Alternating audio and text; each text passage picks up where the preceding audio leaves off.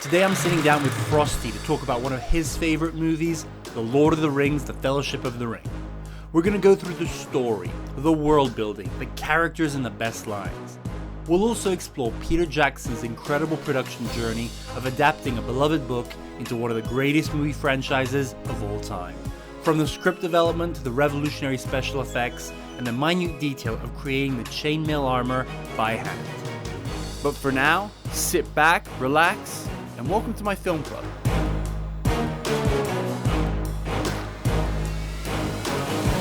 So Frosty, after you kindly did the first ever episode of Dom's Film Club, I asked you what movie would you like to do, and you chose The Lord of the Rings, The Fellowship of the Ring. Absolutely. There are going to be some movies we're going to do in this series where one of them is much bigger than the series and we'll only do that one, The Matrix for example. But there are going to be many iconic franchises where we're going to have to do every single movie. And obviously The Lord of the Rings is near the top of that list. So today we're starting with The Fellowship of the Ring. You could have chosen any movie, any series. Why this one? This is one of my favourite films of all time, if not my favourite film of all time. And again, similar to our previous episode, it's a childhood film favourite, and the core of the film with the good versus evil, the amount of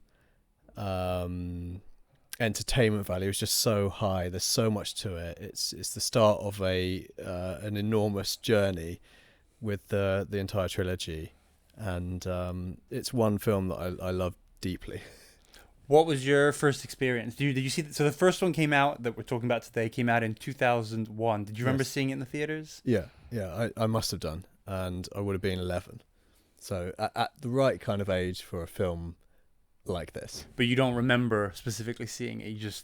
I don't have any specific memories of being in the cinema seeing it, but I know that I would have done. And I would have seen it with my dad and brother, who would have been a lot younger. I'm not sure he would have fully got it. And also, having watched it again recently, it's quite scary at points with the villain side of things with the orcs.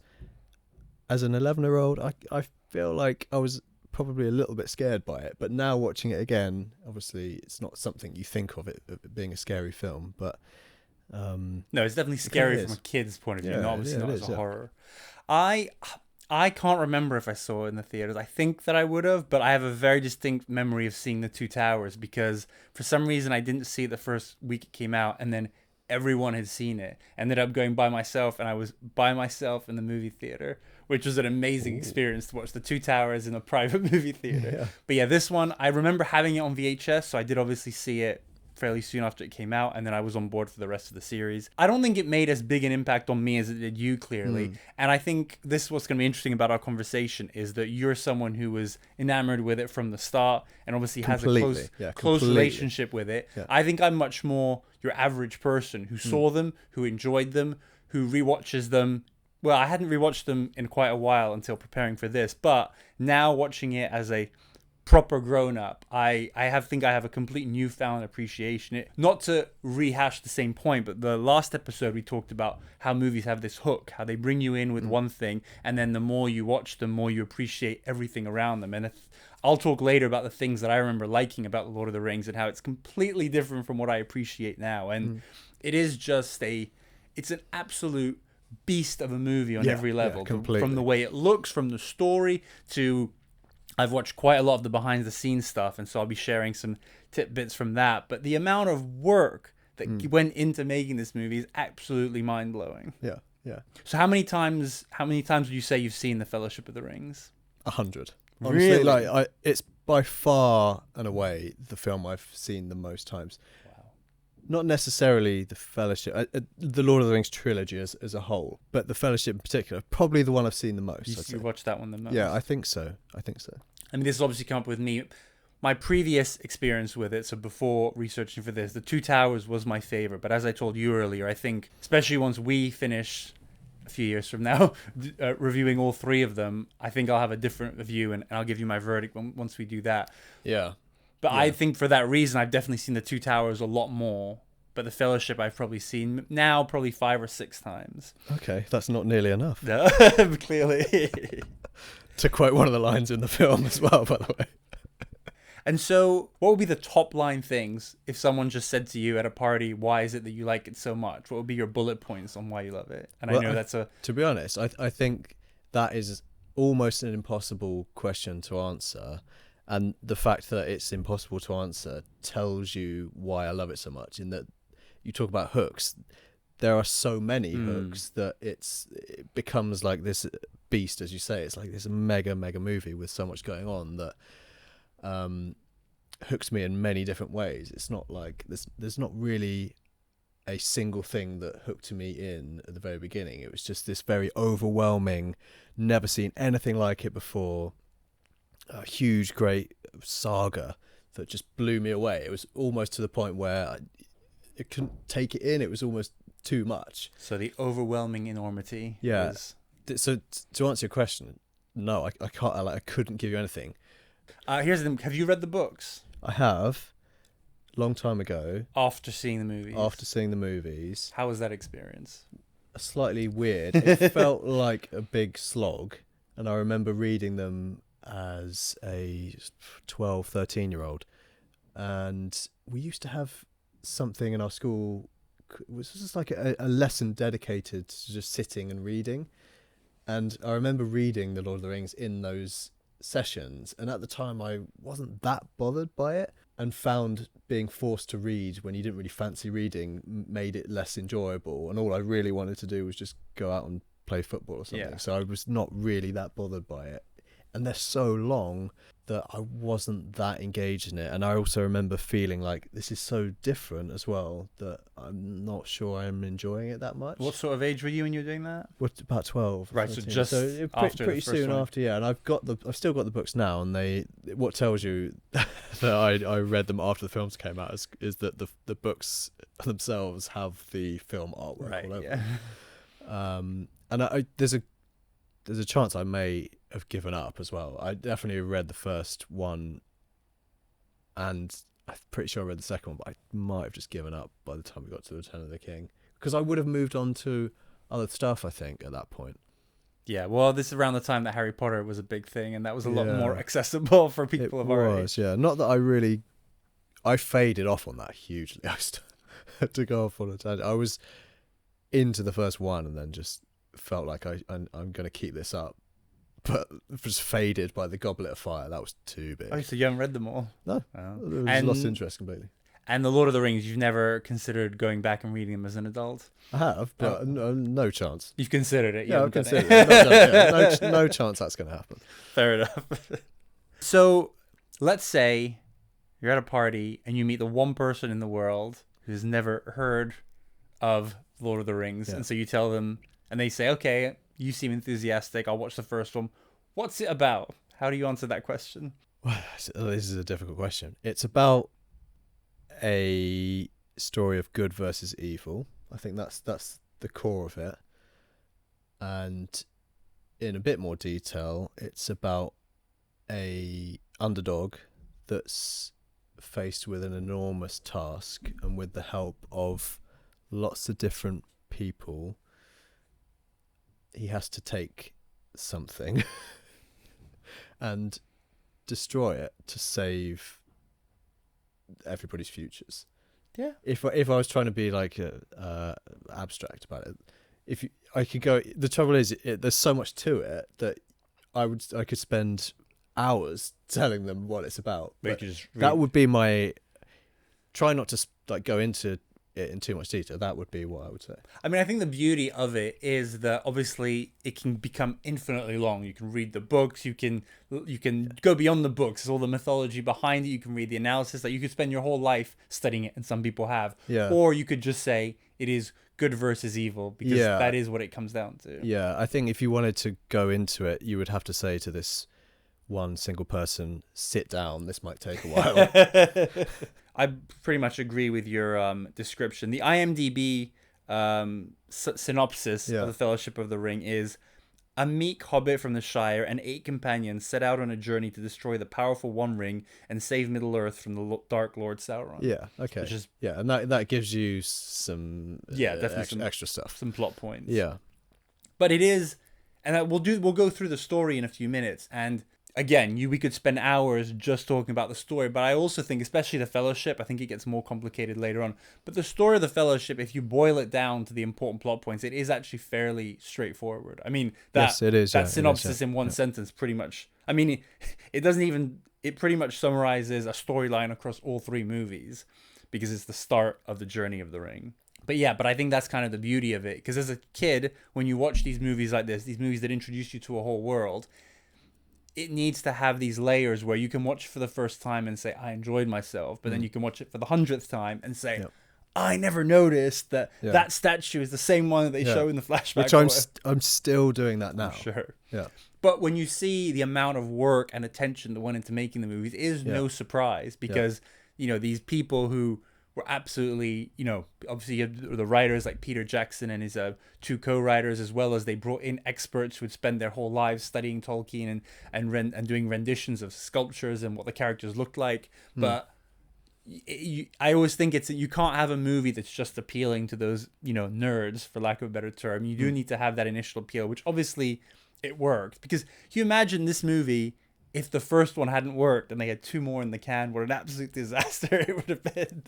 And just a tragedy for humanity. Yeah.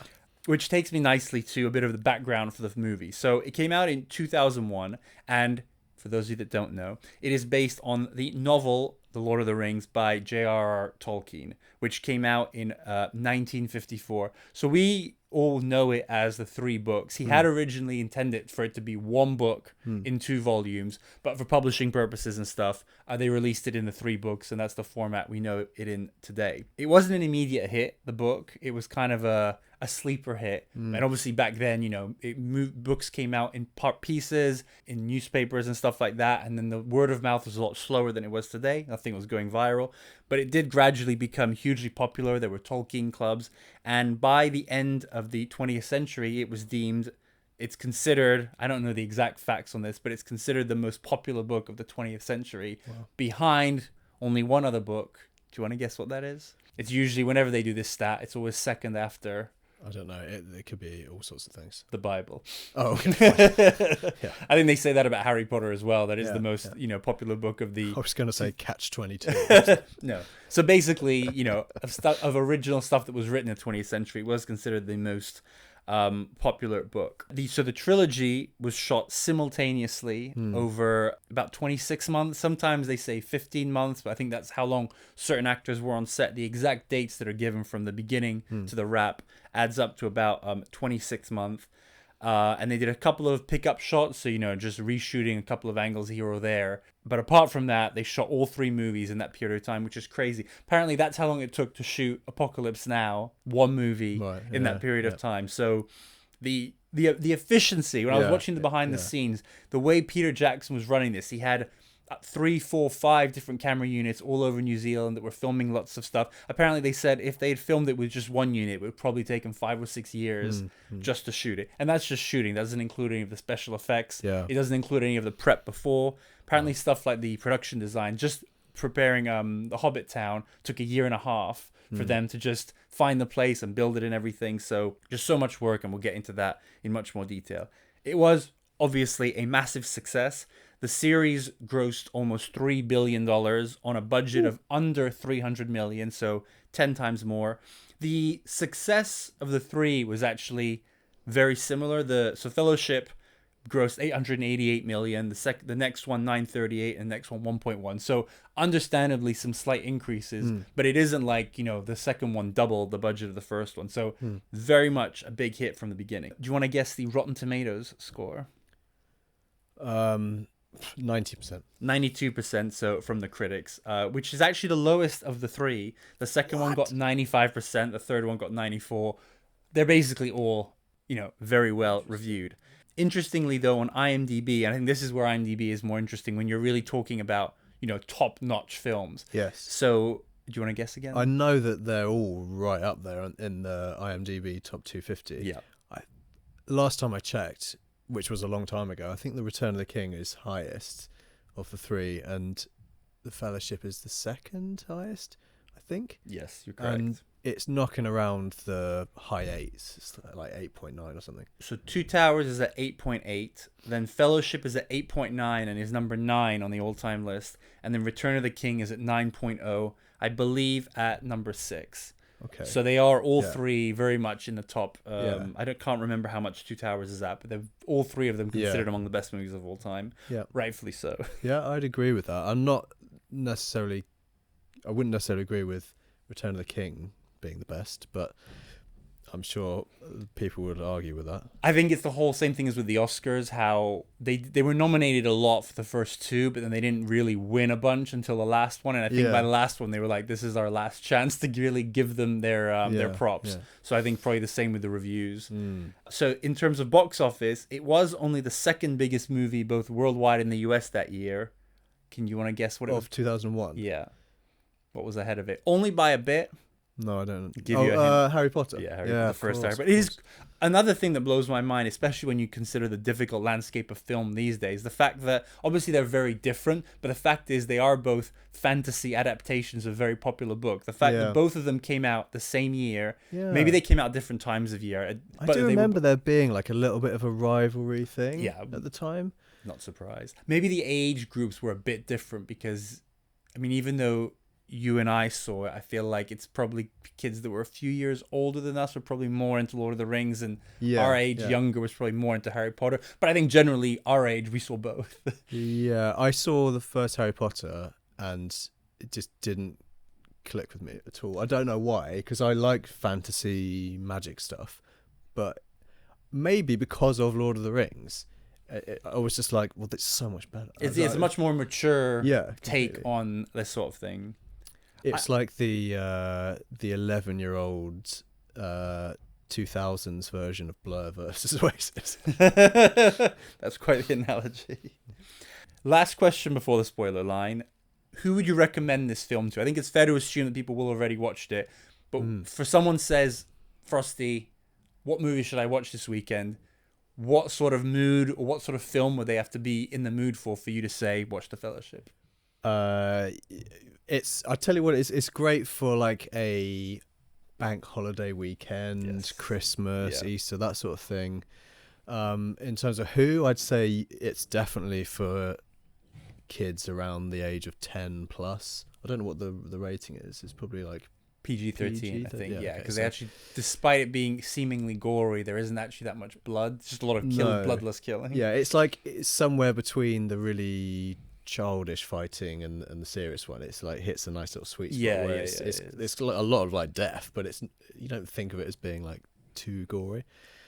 So anyone of that kind of age, and any time for kids, but if you're an adult and you've never seen it, you want to watch it, it's a good like holiday type film. Yeah, what you're saying is you need time, whether you're watching one. But here's the thing: if you watch one and you have any taste in movie, you're gonna want to watch the second, and then you're gonna want to watch the third. That's right. Maybe a nice wintry day, it's raining outside, just get a nice hot cup of tea or something and stick it on. Yeah, I think that's a great recommendation. So we've already talked a little bit of things, and I'm pretty sure no one is going to be listening or watching this without having any clue. But for the sake of consistency, we're now going to draw the spoiler line. So from now on, we're going to discuss everything from, the characters, their backstories, what happens at the end, what happens in the other movies, and so on. So if for some reason you're not completely clear on the plot or you don't want to have the spoilers, we recommend pausing right now, going ahead, watching The Fellowship of the Rings, and then coming back to us. You've already touched upon the forms of entertainment that it has. So it's IMDb has it categorized as adventure, epic, fantasy, action, drama. So they really throw a wide net. And I mean, those are all pretty spot on. The only thing I would add to that, and it does it really, really well, is the comedy is really good. Like there are certain lines in there that are very funny. I agree. It's obviously not a comedy, but... No. I mean, if you're going to put 5 genres, you might as well. Yeah, it does deserve a little bit of credit in that regard.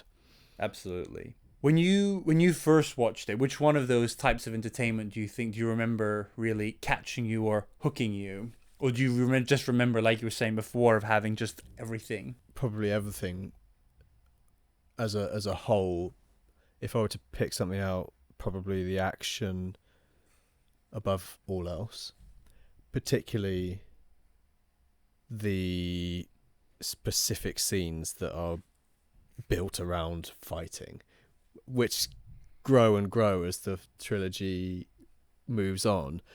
But the first introduction to the action, those scenes are probably the bits that I would have gone back to when I first watched it. Obviously, it's a different experience now. I'm much more interested in the whole thing and looking at the little nitty-gritty details of stuff.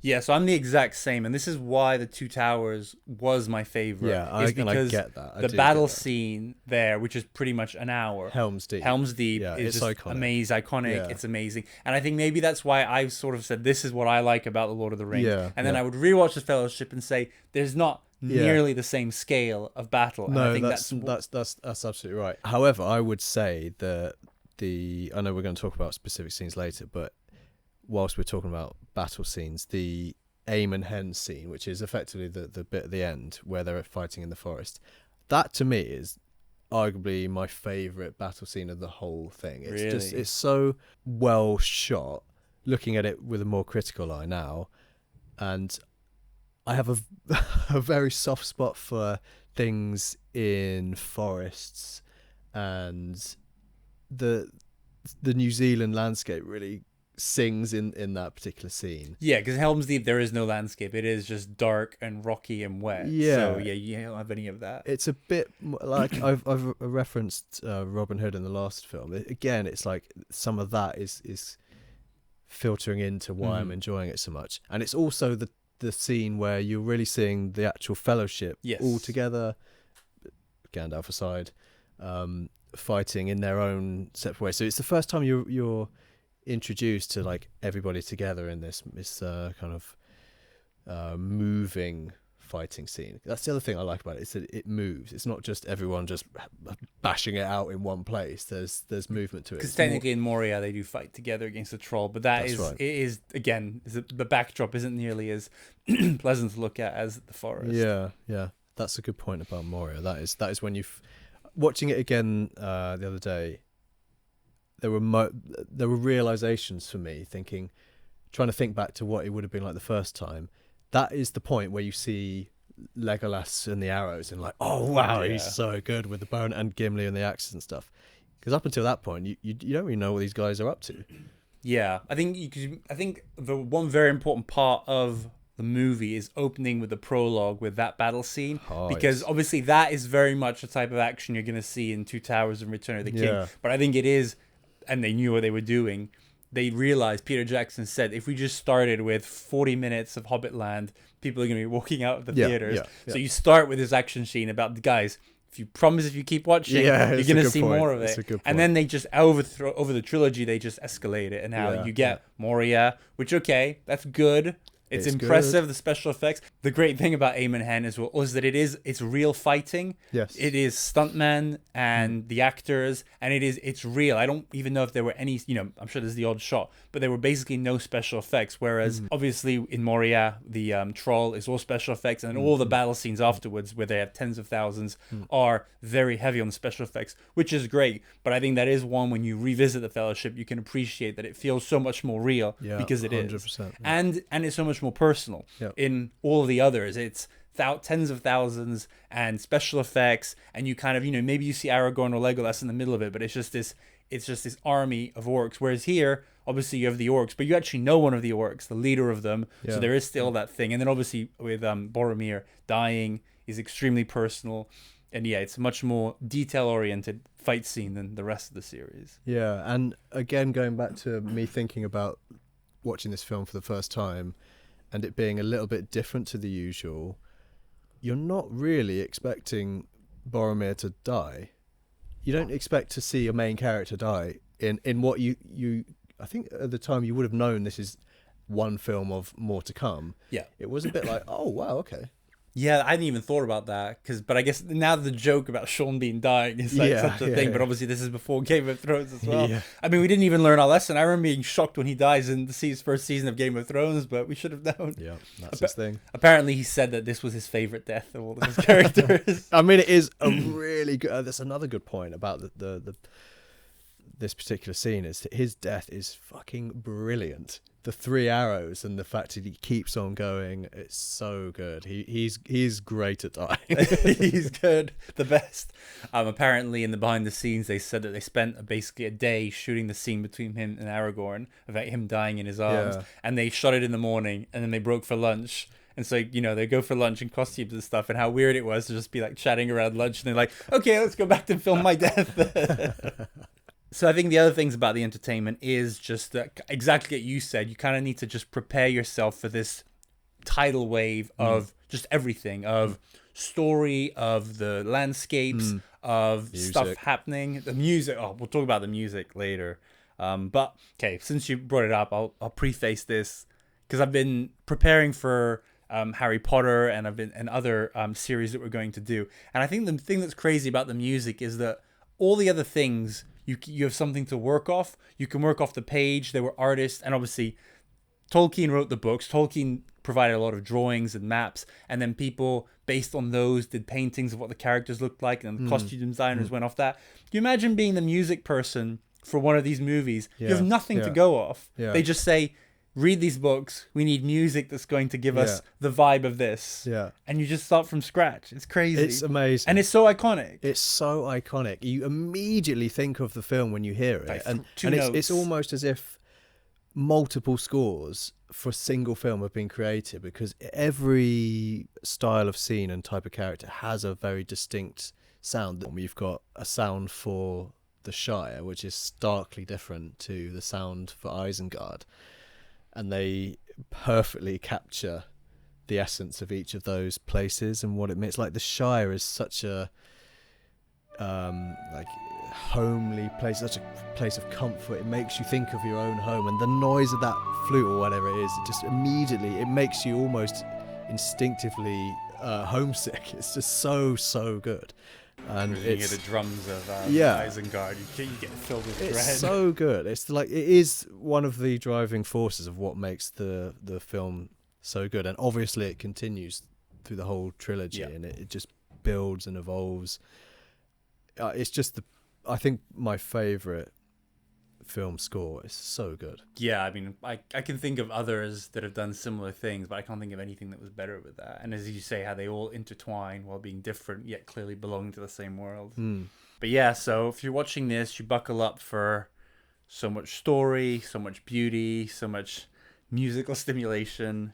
And the other thing I think I guess this falls into entertainment. It's the fact that you're being introduced to this world where you can watch the 3 movies. Like, this is me before. You can watch the 3 movies and say, this is interesting. I get that there is 10,000 pages of detail, but you're not everyone is going to want to know about that. But then for all the people who say, no, I now want to read the books, and you read it and you get so much detail on every single character, every single detail. And then if you want even more than that, you can read the history and the analysis beyond Tolkien. You can and stuff. Really get into it if you want to. Well, he basically spent, he apparently basically spent his life creating the world of Middle-earth. Yeah, I mean, there's like an entire language that he's basically made up. Yeah, the Elvish language, right? Yeah, he made that up. Apparently, linguistics was his kind of first love. And then, when he started the story of Middle-earth, it was because he had a desire to create a British mythology, because he had this very strong belief that there was no such thing as true British mythology, because everything that with mythology, you think of Nordic countries and stuff, but even apparently stuff like King Arthur, which you think of as British, it's based on myths from other countries. So he felt this was something that was missing in British culture, so this was his version of that. That is interesting. It does feel like I don't really understand why, but it does feel like a British thing, even though there are American actors in it and stuff. It just feels close to home. Yeah, well, I mean, it was written by a British person. The hobbits are very much meant to look like kind of British farmers and stuff like that. The costumes are based on that. Their accents are obviously, they're not using American accents or anything. They're using I wouldn't call them British. Well, they are the Hobbits. It's the closest to. Yeah. Proper English. And you've got. I mean, the Shire is something you would associate with Wiltshire. For example.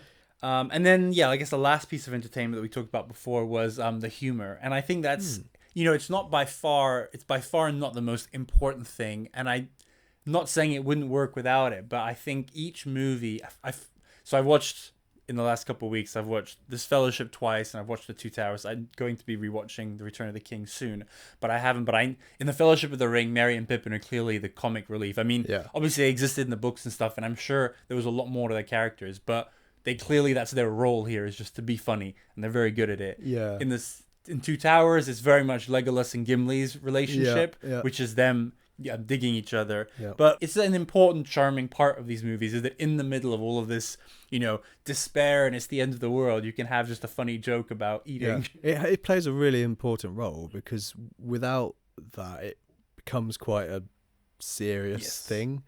And they chuck in those little lines that just lifts it a little bit. It adds a lot of brevity to it. It shows that it's not taking itself too seriously. Exactly, yeah. Because there is, because I think if it wasn't it's not self-deprecating, but if there wasn't that lightheartedness, it would be a bit silly, because come on, you've got these little people that are taking this ring, they're walking barefoot in these marshes, there's a giant wizard with a silly hat on, and you kind of need that humor to be like, and you see behind the scenes that they were having, so obviously it was very, very hard, but they were having fun and there was true love and stuff, and I think it really does reflect the atmosphere on the set and of making this movie of hard work, but also love and fun is kind of reflected in what happens on screen, and it's a fun part as well. So, the story. I was surprised. I was able to manage to get it down to a reasonable number of bullet points about what actually happens in it. And so we'll go through those just to remind anyone who might not have watched this movie in a while. And we'll go through some of our favorite scenes. You told me some of yours, but they seem to actually, at least three of them are quite concentrated in one part of the movie. Yeah, the pace of the film, I think, is one of the things that makes it so good. It's so well paced, and as you say, it's like an introduction to a world. The way in which they take their time with introducing you to each of the different characters works really, really well. And there are scenes that are like stitched together that overlap, that feel like a big section. And the one in particular is the sort of introduction to Strider that then bleeds into introduction to the ring wraiths and all that chasing, and they're in the pub and all that. That whole bit that goes on for quite a while is just so good. Yeah, well, that's the part I was referring to. There's a lot of your favorite scenes. So it starts off with the prologue, and so my understanding here, this wasn't absolutely not in the books, but Peter Jackson said we need to get people in. Yeah, so they kind of give sense. The sense I get is that these are things that are explained. It's very much like with Game of Thrones, how they follow a story, but then they keep doing flashbacks to explain history and stuff. So this is probably stuff that was explained later on in the books, but it very much introduces the ring, the history of the ring, Sauron, what happened to the ring, and basically 3,000 years of history leading up to the beginning of the movie. Then we meet Bilbo, we meet Frodo, we meet Gandalf, and then to a lesser extent Sam, Merry, and Pippin. And then, they spend 30, 40 minutes kind of setting all this up. And obviously, given that Frodo is going to be the most important character, it's very important to get that background. And then, the mission is set. Here's a fun thing, how Gandalf, once he becomes aware of the ring, and then he goes off, does his research, comes back. Apparently in the book, between the time Gandalf becomes aware of the ring and then the time Frodo leaves the Shire, 17 years elapses. Apparently it goes into detail of him selling his house and stuff like that. So that's just kind of the level of detail you get from the book. Yeah. So I watched the extended version most recently, and I expected it to feel dragged out, and it doesn't, because it's just adding 30 seconds here, 40 seconds there, just giving you more detail. And it is, I think no one should start with the extended version, but if you want to know more stuff, watch the extended version. The thing, though, is that it does drag out the entire runtime to over 3.5 hours. And actually, the discs I have, you needed to change discs, and it actually stops right after the council of Rivendell. Yeah. And it makes you realize, because we watched it in 2 days, that actually the beginning up until the end of that is pretty much almost a self-contained movie with a beginning, a middle, and an end, and a culmination and stuff. And then the second half as well is basically the Fellowship of the Ring. But anyway, they get the mission. Then Gandalf meets Saruman, that betrayal, and then the first encounter. Yeah, the first encounter with the Wraiths, the Nazgul. So that is before they meet Stryker. Apparently, so the scene, on the path where they go down and stuff, that was the first scene that was shot of the entire trilogy. Wow. You say that was your first scene that you pointed out that really liking it. Is that where they explain who they are as well, the Nazgul? No, the point at which the Nazgul are explained is when Aragorn / Strider at this point is in the Prancing Pony pub, right, or whatever, with all the hobbits upstairs, and they've made it all the way to Bree. Yes. And they're about to, what you think, and again, this is where at the time watching it for the first time you're thinking, oh no, this is gonna be a right? short movie. So they're all there with the swords about to, what you think is kill all the hobbits, but it turns out that Strider's done something clever and they've hidden off in somewhere else and set a bit of a trap. And it's at that point where you hear the scream, which is one of the iconic noises, that he then explains the whole thing with them. But they once were men, and they were all given rings and fell to the greed and everything. So they're neither living nor dead. Is how he puts it, I think.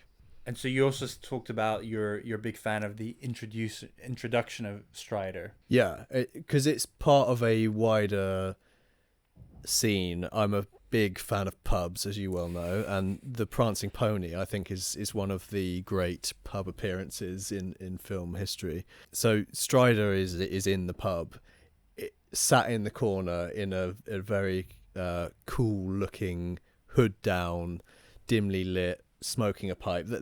It just looks cool, and you're obviously wondering, who the hell is this guy? And then the way in which he sort of appears and drops one of the most iconic lines from the film, when he picks up Frodo after Frodo's put on the ring, takes him upstairs, and he asks him, are you frightened?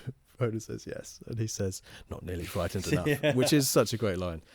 So that whole sequence, the way that it just builds and builds and builds from that point all the way up until the point where at this point it's Frodo, Sam, Merry, Pippin and Strider all atop this like old ancient ruin. Yeah, the Battle of Weathertop. The Battle of Weathertop, where the Ringwraiths find them, and Aragorn has this epic moment with the fire. That's where you're suddenly like, oh, okay, this guy's cool. Like, we weren't sure about him. He could have been a bad guy, but he's clearly like a badass. Here's a question: why was he in the Prancing Pony? One might purport that he knew about what was happening and placed himself there, thinking that he might need to get involved. I've absolutely no idea. Because I googled it, and the answer, I found a YouTube short that said that he had a pre-existing relationship with Gandalf, and that Gandalf, because obviously they were supposed to meet Gandalf there, and that Gandalf would have brought him in. Okay, yeah. And so that's why he was there, which makes sense. Maybe it's something that's explained more in the book, but it is... Yeah, I did wonder that. But do you know if he knew Gandalf before, or is there any indication? Because him and Legolas clearly knew each other before. Yeah, it's very subtly alluded to, I would guess, but no, it's not made obvious. So yeah, I think as you say, from the time they meet him, pretty much until they get to Rivendell, it is very much non-stop. That's probably like a 30-40 minute of the movie. Yeah. What I said earlier about watching it again and again and again, and always noticing new things.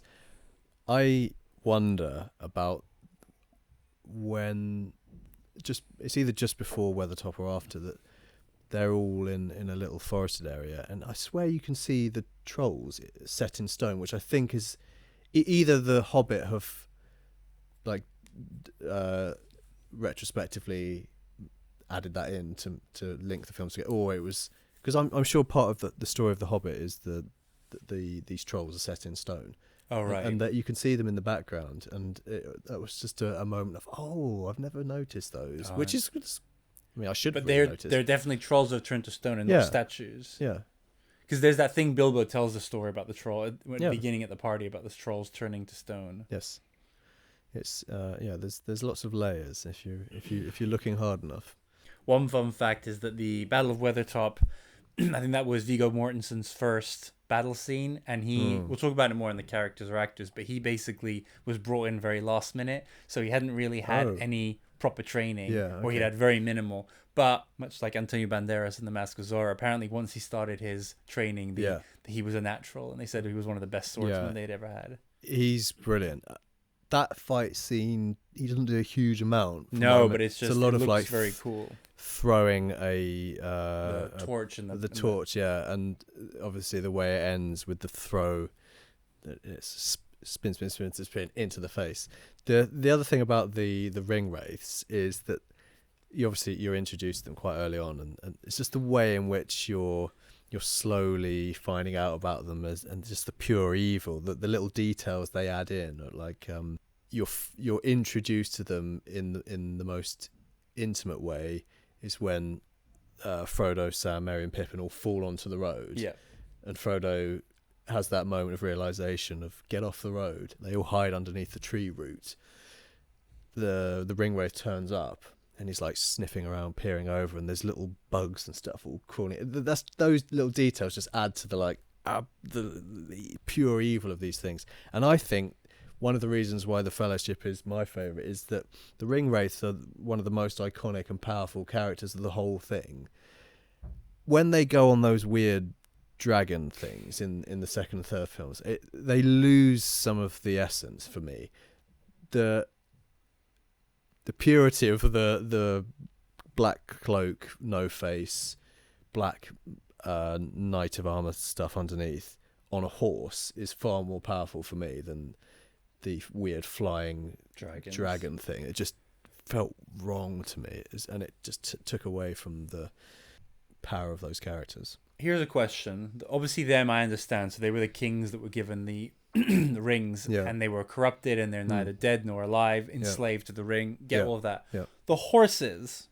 Are the horses dead? Because they have red eyes and they have blood everywhere. Are they like zombie horses? I don't know. Never thought about it. I'm gonna say yeah. So I agree that the ring wraiths are very cool, like they're very iconic, they look amazing, great design, but I have questions about their competence. Completely. I mean, they're pretty shit at their jobs. You have to have these questions about the entirety of all of the evil characters, because when you get to the fight scenes, it's especially Aemon Hen as an example, it's like a few people against what seems to be hundreds and hundreds of these fuckers, and why are they so bad? I mean, that one I kind of see orcs very much like stormtroopers in Star Wars, where you accept that they're just the shitty troops that they're gonna get through a lot of them. But the ring wraith is supposed to be these kind of boss level baddies. True. And to be honest, it's not even the fight thing. I'm fine with that, but it's the fact that they're literally under their nose when they first find them. Then you know what, they get tricked by the thing in Bree. That's fine. But the one in particular that gets me is when they're chasing them before the ferry, and Frodo is right there. He's right there, and then they're chasing them. And then they're hobbits. They are 4 foot tall, and they manage to outrun them on their horses. Yeah, I guess the only thing you could argue is that because it's in quite a dense forest, they've managed to escape by being more nimble. A big chunky horse is maybe going to struggle to get through the trees. I don't know, but it is a good point. It's one that I've brushed over every single time. It doesn't ruin it for me, but it is just it is funny because, as you say, on the one hand they are supposed to be so big and scary, but you're like, quite easy to get away from them. Yeah, that's true. It is true. Oh, you were talking about the funny bits, like the bit where they're right before the Weathertop fight, and Frodo wakes up and they're making breakfast. Yeah. And they're like, oh, we got sausages, eggs, the tomatoes, you want some? I find that bit so funny. About half of the humor is food based. It's about the second breakfast. What about second breakfast? That's a good bit to pick up on though, because there is a part of me that just finds Merry and Pippin so annoying. But they're there for a reason. They're there to create jeopardy. Yeah, but they're so annoying. I found that a lot more this time, because I think that as kids we like those characters because they're funny and we can relate to them and they're silly like us. But then when you're there and you're trying to have a serious adventure, it kind of feels like they're getting in the way. Yeah. The bit where later on when Mary, in Moria, when pushes the thing down, that bit is just... That's agonizing, because by that point, he's already given away Frodo's identity in the pub. Yeah. He's already lit a fire atop a hill that's made it obvious where they all are, but just before he does touch the skeleton, he's already like, and he was throwing the rocks in the water to wake up the Kraken. So he's already done all this stuff, and you think, oh, for fuck's sake, mate, come on. Yeah, and at that point, obviously they need something to set up the whole scene. Maybe they could have done without it being him again, because you at this point you're like, oh mate, you're an idiot, you're so annoying. What are you doing? Yeah, because I feel like Pippin is part of that, but it is very much Merry that always does the really dumb stuff. Is it the right way around? I get the two names. No, I think you got it right. Merry's the one that does all the silly stuff, and Pippin's usually... No, I think it's the other way around. Oh, Pippin. Well, which one's Dominic Monaghan? Merry. Oh, okay, then it's the other way around. Yeah, I'm pretty sure it's... Yeah. They are the characters that you care about least, for sure, and you tend to brush over a lot of the scenes they're in, except for it drags on way too long, but in the Two Towers, the whole thing with the Ents. Yeah, they become much more serious characters from the second one on. Yeah, they have a much more important role as it develops. But the Ents bit I do like, when the Ents charge on Isengard. Yeah, I love that scene. It's great. But back to the Fellowship. So after the Battle of Weathertop, Frodo gets stabbed. Arwen turns up, saves him, takes him to Rivendell. There's that epic horse scene with the Nazgul. Apparently she, Liv Tyler, wasn't allowed to ride the actual horse. So every time you see her, she's actually on the back of a truck riding some like hairy stuff. And they had the Nazgul like riding behind her and stuff. It looks really funny. Then we have Rivendell. So I think that's our real first big view of elfish culture and architecture and stuff, which is very visually stunning. Yes, absolutely, yeah. And then the council meeting, the center of the movie. Yeah, it's effectively the start of the whole film proper, as it were. Yeah, everything there is just kind of the setup for that. Yeah, apparently in the book that scene is even longer than it is in the film. It took them 5 days to shoot it. They had to shoot it indoors because they needed to control everything. But I think they talked about how they're rewriting the script constantly throughout. And apparently this was one of the hardest scenes because, it could have been 40 minutes, but then you needed to condense it and stuff. But I do think they do a pretty good job because it doesn't feel rushed. It feels like you get a lot of information. It sets up the Fellowship perfectly. Yeah. There's great little moments in it as well, like the moment where you hear Frodo muffled saying, I will take it, or whatever, and Gandalf hears him. Yeah, the look on his face is so good. It's that realization that he knows that the only way is for Frodo to do it, and he knows what it's going to entail and do to him.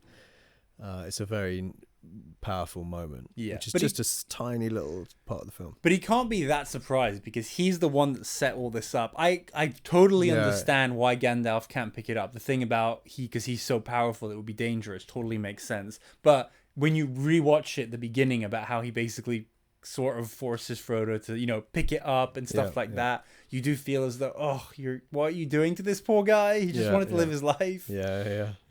One thing on that, actually, this is probably good a time as any. I feel like when you've watched this the first couple of times, I think Bilbo doesn't come across a particularly good character because, he's mischievous, he's using the ring in the wrong way. Obviously, he has that moment at Rivendell when he tries to take it back.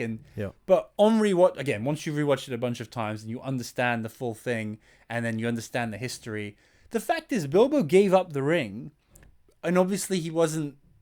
Gandalf very much pushed him, but he was already planning on doing it. And when you consider the power of the ring and what it did to Gollum, because if he had kept it for 500 years like Gollum, he basically would have become like Gollum, right? Yeah. It's the fact that he kept it for a reasonable amount of time. I think about 50 years is the idea that he carried it. Yep. And yeah, on reflection, he's actually a really strong character. The fact that he gives it up. Yeah.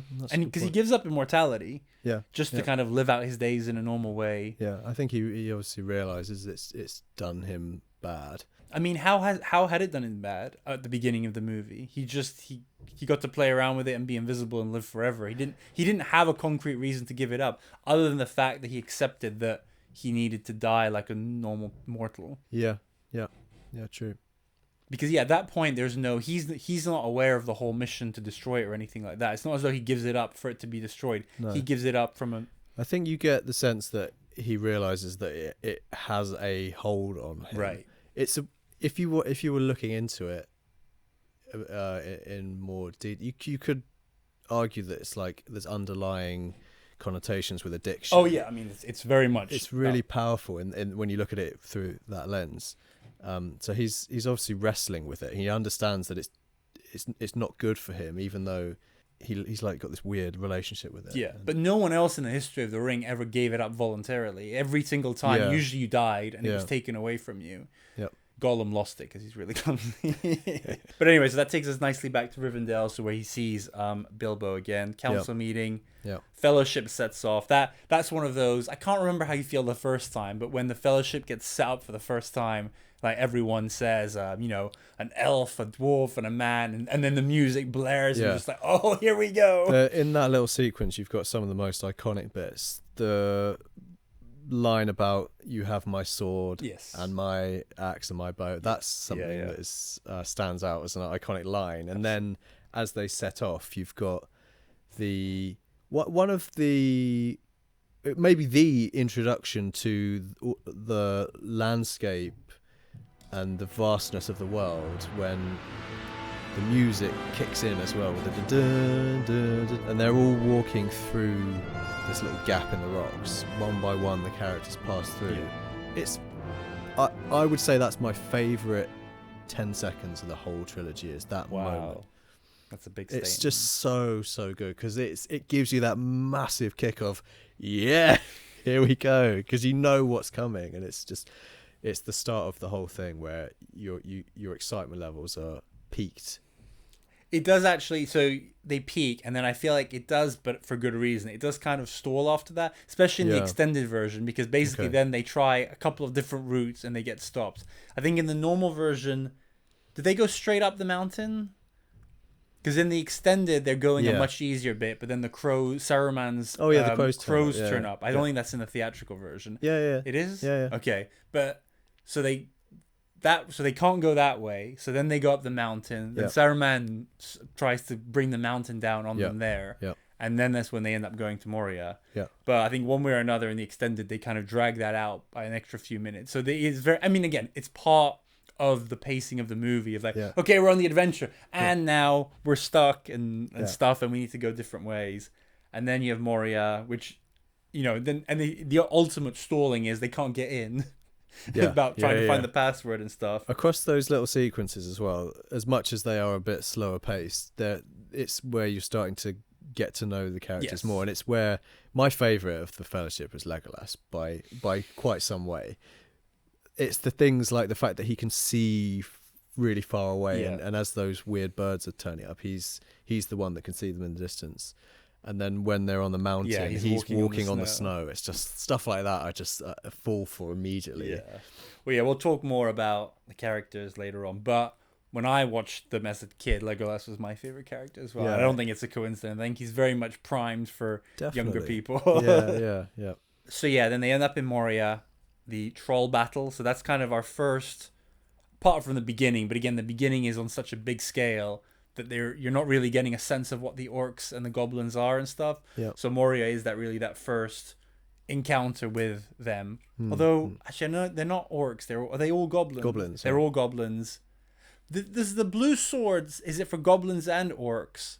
It's just for orcs. It's just for anything evil. I think it was meant to be, because I think orcs and goblins are somehow related from like their breeding or something. Apparently one of the because this movie is obviously, there's so much going on. Have you ever looked on IMDb, the goofs, like things that have been done slightly wrong? But one of them is apparently the blue sword. There's lots of times when there are orcs around and it doesn't actually, they forget to shine it up.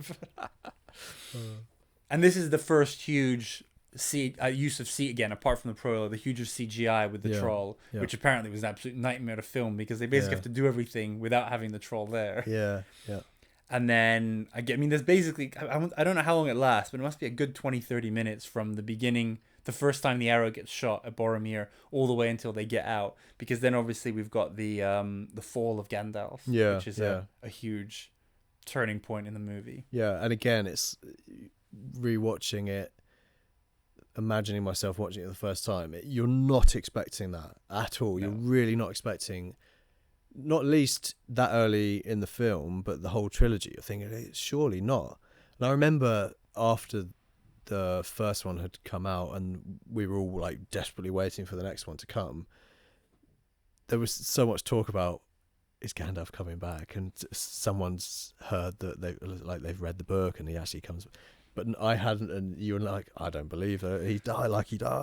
I have no recollection of the period between the two about thinking stuff like that, but it is always funny to think when, because obviously Game of Thrones was different because the show outpaced it, or with Harry Potter, for example, when people would say, I don't know what's going to happen, and people who read the book are like, guys, you can find out, you can just read the books. We're like, no, we're just gonna, I'll just wait for the movie. But I remember being very excited when he comes back in the second one. Big time. So I have the answer to this, so this isn't a test, it's to know if you know. Do you understand the history of Moria and why the orcs were there and how long they'd been there? Because not really, but I would imagine there must be some overlap with the timeline of The Hobbit. So my big thing was I think at first glance you might think that Saruman sent the orcs because he does say that he knows they're going to go to Moria to kind of take it over, to trap them there. But the thing is, all the bodies of dwarves and stuff, that they've obviously been dead for a really long time. Yeah. So that's years, at the very least, before the beginning of the movie that all of this has happened. Yeah. But then the other question is, how come Gimli didn't know? Because he's like, we should go to Moria. Yeah, if it had been did years. Have this thought. So I've done the research and I think I have the answer. So Moria used to be this bastion of dwarf culture. So Gandalf alludes to this, and I think the elves do as well, that they got too greedy and they dug too deep in the earth and they unleashed the Balrog, who came and basically maybe not destroyed their civilization, but was a big problem. If you can imagine, that thing is just walking around. And then there was one of the wars that took place hundreds of years before where the orcs and the goblins came in and basically exterminated the dwarves. But then, and this does connect to The Hobbit, there's his cousin, Gimli's cousin, who apparently is one of the characters in The Hobbit. They were sent to recolonize Moria, and redevelop it as another stronghold. And apparently, obviously, they didn't have the internet or anything, so it takes a while for information to get around. That expedition had been sent years before, and nothing had been heard from them. Apparently, in the books, it's Gandalf that suggests going through Moria, and Gimli is actually more cautious. For some reason, they reversed that in there. So his cousin had been sent, and he was hoping that they had come and they had recolonized it and everything was going to be fine. But obviously when they get there, it seems that expedition had failed, and that now it's obviously the Balrog is what rules it, but there's also a bunch of orcs and goblins that just kind of live there and around because they are just kind of everywhere. Yeah. And once you read all of that, as a perfect example of something that's not going to bother you the first time, but having rewatched it, I was like, there's a couple of things that don't make sense. And then you read all of that and you go, okay, well, that makes sense. And it's those threads that someone might then say, okay, well, because I actually I haven't watched all 3 Hobbit movies. I think I don't need to.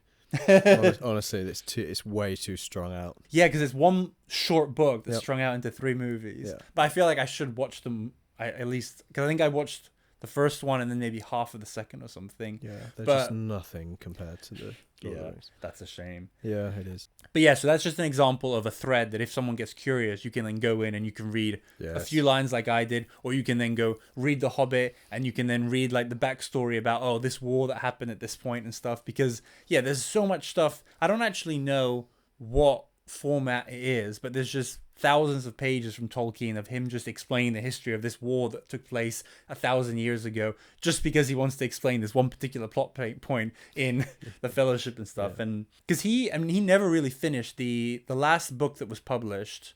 Was another a Middle-earth book, and it actually was published after his death by his son, and it was just more history of all of this. So he spent his literal entire life building up this mythology, and we didn't even get to read it all in the end.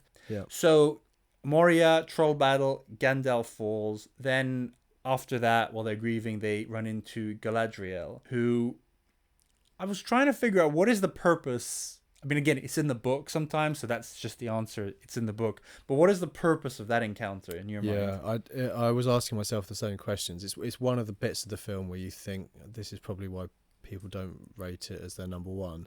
My take was that she's there to give Frodo a bit of a warning and also some hope to say this is going to be difficult, but you can do it effectively.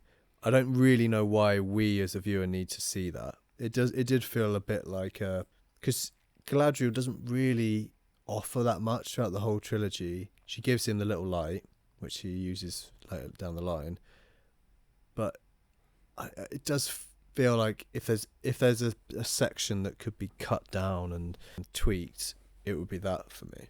Yeah, I agree. I do think you hit two of the important things. Is the warning about Boromir taking the ring is quite. Yeah, I mean, I think we can all see it coming because he's definitely been dropping hints literally since the council meeting that he's going to do it. Yeah. But she makes it clear. Then there's the whole vision of the Shire in fire. Yeah. So this one I was reading up on. Apparently, this is a reference to, in the books, in the third one, after destroying the ring, they go back to the Shire and they found that while in their absence, the Shire has actually been turned into what they see in the vision. But apparently it was very controversial. And so despite the ring being over, they go back and they have to, I think it's Saruman has done that as sort of revenge because he's aware of them while the rest of the books have been happening, and they fight them off and they manage to turn it back to the way it is. So that's obviously not shown at all in the movie. God knows the third one has enough endings without that. I know. But that's kind of just a reference to that. Then this is one of my favorite bits in the movie. I don't know if we've talked about it a lot, but one of my favorite things in TV shows and movies is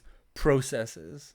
And seeing Saruman build his Uruk-hai army, I just absolutely love seeing, and I love them tearing down. Obviously, it's not nice for the planet and stuff, but visually seeing them tear down the trees and dig up the ore and breed the orcs and then arming them and preparing them and stuff. It's very powerful. Yeah. The detail and the thought behind how they are created, the fact they come out with this weird like membrane out of the ground. They're bred. I was reading up on this. He breeds them in the ground. Yeah, stuff like that is just really interesting and clever and entertaining. It just brings the characters to life. It's not just they don't just appear out of something. There's like uniqueness to them, which makes it more three-dimensional.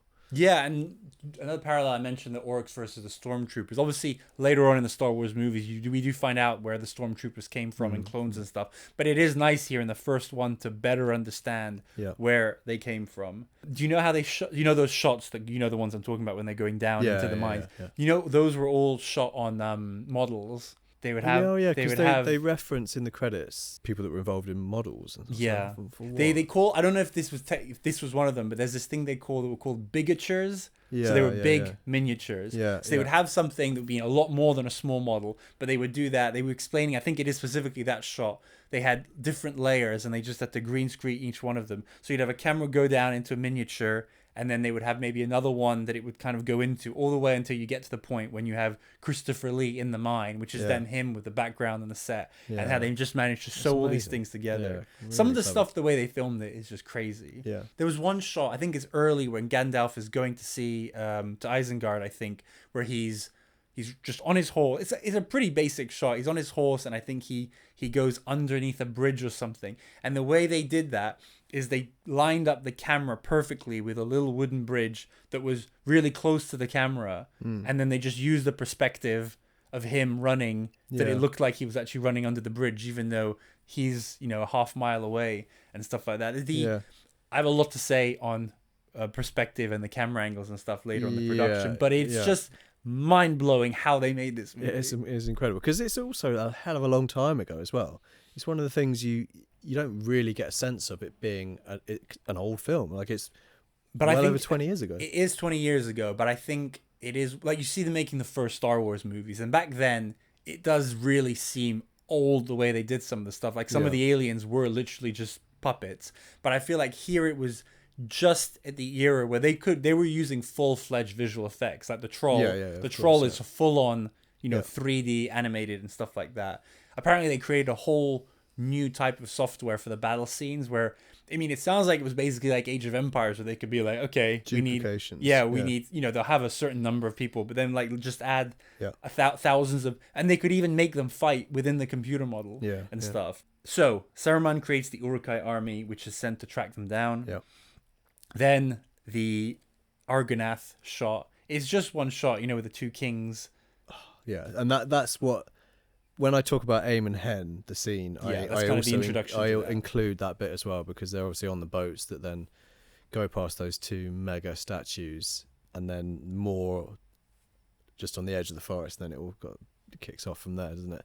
Iconic. It's just iconic, the two statues. It gets referenced in a lot of the imagery for the film is those two statues with the hands amazing up. Yeah, it's not just the fact that they're big, it's just the pose of the hand as well. It's powerful. And then after the peace and quiet of the river and that, we get Amun-Hen, Boromir trying to take the ring, which is, I feel like, when I rewatched it yesterday, that scene is just, it's really well acted. It's really well written. It is. And it's the way he starts off trying, because here's the thing, what he's saying at first does make sense. Logically, the idea of sharing the ring around to take the burden off him makes sense. Yeah. And then he just like, no, but I want it for myself. I want the power. Yeah. It's very well acted, I think. Yeah. Here's, again, I guess a plot question. What was the thinking? Because if, the fellowship does not last long. Obviously in the story, it's probably a few weeks, maybe a couple of months at most between Rivendell and Amun-Hen. What was the thinking about why they needed a fellowship? But then they decide, actually, no, it's better. Why did they just not send Frodo and Sam by themselves? Do you think they just didn't realize how hard it was going to be to have all those people around the ring? Yeah, I would have thought so. Yeah, and they've got to get past quite a lot of difficult stuff. These guys probably need some help, is what they were thinking. Well, I mean, they still have a lot left for the next two movies, and I guess they do get more help along the way. What also comes across that I don't necessarily pick up on from all my previous watches as a younger man is the fact that they kind of make it out as if it's the ending, they failed. In that they actually say the Fellowship has failed. Yes, well, the Fellowship has failed because it didn't accomplish its goal. The mission hasn't failed, but the hope has been knocked back hugely, and the Fellowship has been split up. So it's not a film that ends in a way that you typically expect, which is part of its beauty. Is it's like almost a anti-hero territory where you're seeing an ending that you're not expecting, and actually it's like, okay.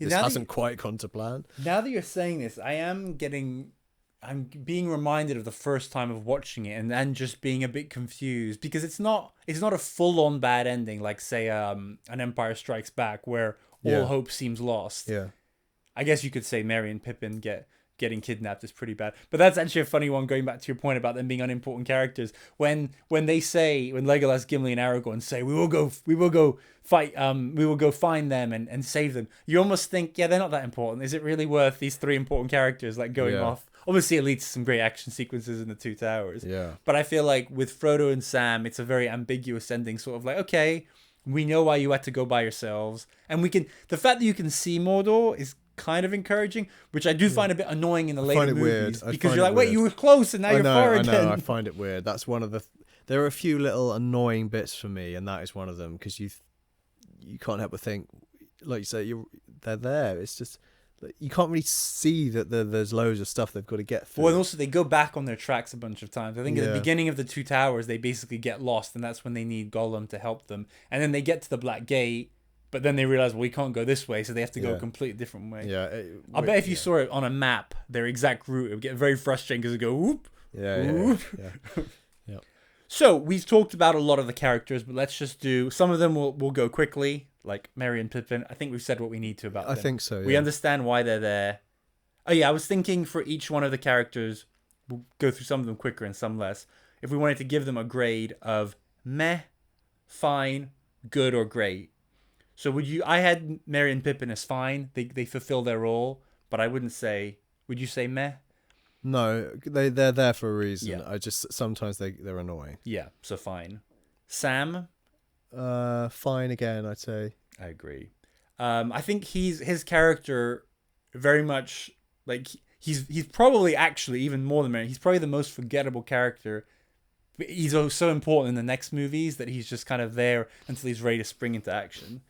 One fun thing was that apparently the actor Sean Astin, so he was a lot older than Elijah Wood was only 20 when he started filming, whereas Sam was in his 30s, I think late 30s, and he had like a wife and kids back home and stuff. And apparently Elijah Wood was very absent-minded and stuff, like he would forget his keys and stuff like that. So Sean Astin took on the role in real life of kind of taking care of him. And he says he's like, I understood what I was doing, and it would help me embrace the role of Sam of taking care of Mr. Frodo and stuff. Boromir. So obviously he's the one that is the only one that doesn't appear in any of the others. Yeah. He is quite integral to this film. So what are we saying? Good? I'm putting him as good. I'm not putting him quite as great. No, not quite. But Sean Bean plays that character perfectly. And a very flawed, like not the acting, but the character himself is very flawed and obviously massively, weak. Yeah, massively. But you do feel, and I was actually thinking about this earlier about how obviously there's so much nuance on the goodness, but the bad, you were saying good versus evil, and obviously the difficulties of being good and stuff. But on the evil front, it is mostly black and white. There is no ambiguity that Saruman and Sauron and the orcs and the Nazgul, they're all just 100% bad. But Boromir is actually an interesting one where he's not a bad person, but he's just weak. And so I think he offers that bit of an interesting nuance about the power of the ring and what it does even to a person because his intentions are good. He doesn't want to take it to be rich or to take over the world. He literally wants to do it to save his family and his country. That's a good point. And he does give you a little bit of information for further down the line, talking about being the steward of Gondor and all this stuff and Minas Tirith. There is like a little bit of a all of those things when you're rewatching it, having watched those, you do. Because I feel like when you watch let's say the second one for the first time, you're like, wait, so there's this whole new world, Gondor, and all these characters, and we've never even heard of them. And then you rewatch, oh no, they did. They very much bring them up in a subtle way, so you don't notice it the first time, but when you rewatch, and I think that's good because if you did rewatch, and it literally seemed like they made the first one, and then they just added all this other stuff, but it is just shows very much. Again, I know I keep bringing it up, but there are just a lot of parallels. It's very much like that in the Harry Potter books as opposed to movies where they'll mention a character in the first one that doesn't actually become relevant until the fifth one, but they're important. Good segue. Apparently, Orlando Bloom originally auditioned for Faramir, so in the second and third, because they must have been casting them all around the same time. Once, So he's actually the one. So Legolas, Orlando Bloom, was 20. He was so him and Elijah Wood were they're both the youngest amongst the fellowship. He wanted to be Faramir, but he was cast as Legolas. Upgrade. He was he was 2 days out of drama school when he found out that he had the role. Crazy. He'd had one acting role before. He was a rent boy in a 1997 British drama. Technically, he's credited with Black Hawk Down before this because it came out earlier that year. But he'd obviously filmed this. First. Okay, he doesn't. To be fair, well, actually, not to be fair. To be slightly harsh, he doesn't do a huge amount of acting in this film. Yeah, so I'll start by saying I like you. Legolas is my favorite character. I had a giant Legolas poster in my room. My brother and we used to play the video games of the second and third, and we always fought over who got to be Legolas. Yeah. He was the coolest. Yeah. But I will say I'm giving him a meh. I think, fair. I can get on board with that. I think the character's great, but you can really because the thing is he does actually have a couple of serious lines. And he's kind of overdoing it, and he hasn't got the acting chops for it. So I do find he's the sort of person you're like, it's fine. It's not. Yeah. I don't hate it, but I think especially because knowing that I liked him so much as a kid because he was cool. Yeah. Now being like, no, he's definitely the weaker link in terms of acting chops. A little bit, yeah, a little bit. But it worked out fine for him. He he obviously got cast in Pirates of the Caribbean on the back, probably of the Fellowship. Yeah. Pirates of the Caribbean came out in 2003 between Two Towers and Return of the King. Arguably, then, at 2003, he's got to be one of the top 3 biggest movie stars in the world at that point. Yeah, yeah. And he definitely is better. I'd say he's definitely better in Pirates of the Caribbean as he is in The Fellowship of the Ring. Yeah, for sure. And I will... It's a hard role because he has to be...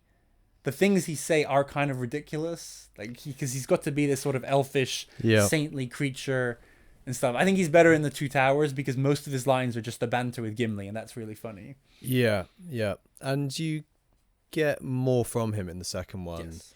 He's a bit more involved. He's like there for Aragorn when he has a bit of wobble.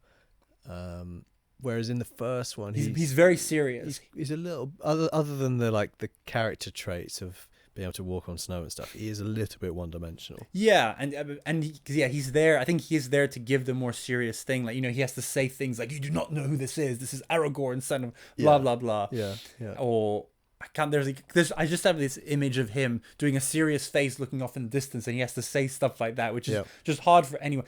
I think he's. Because you got to think about who the other elves, because the elves have a very particular vibe, and the other people playing elves are, Hugo Weaving and Cate Blanchett, who are some of the greatest actors of their generation. Yeah. And even them, sometimes it can seem a bit silly because they're such serious characters, but obviously they're just the next caliber, so they pull it off. So, yeah, Legolas, we agree. As rewatching it, not the best, but still cool. Love the bows and arrows. 100%. And absolutely, he's an integral part of the story, the movies.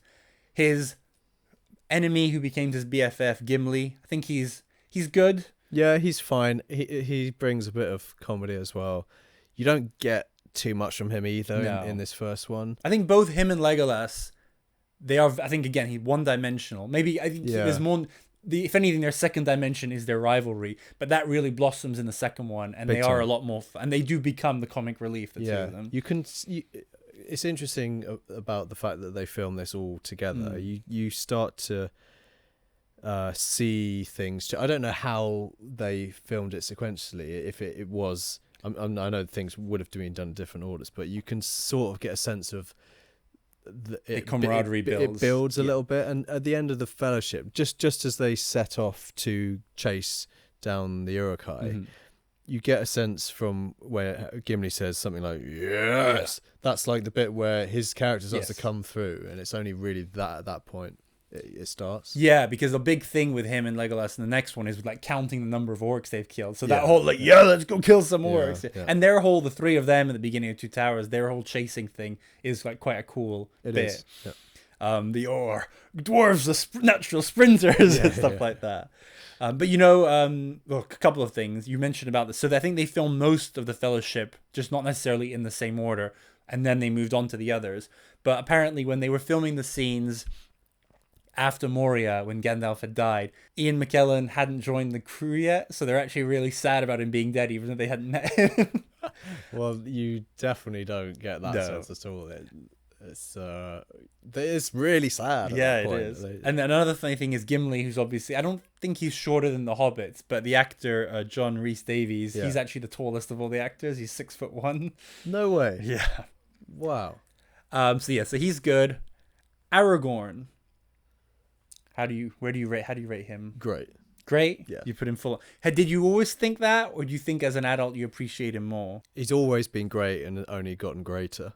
I feel like, again, considering that Legolas was my favorite, Aragorn was just more this dark, mysterious, sort of more moody guy. Yeah. And I didn't dislike him, but I wasn't the biggest fan when I was younger.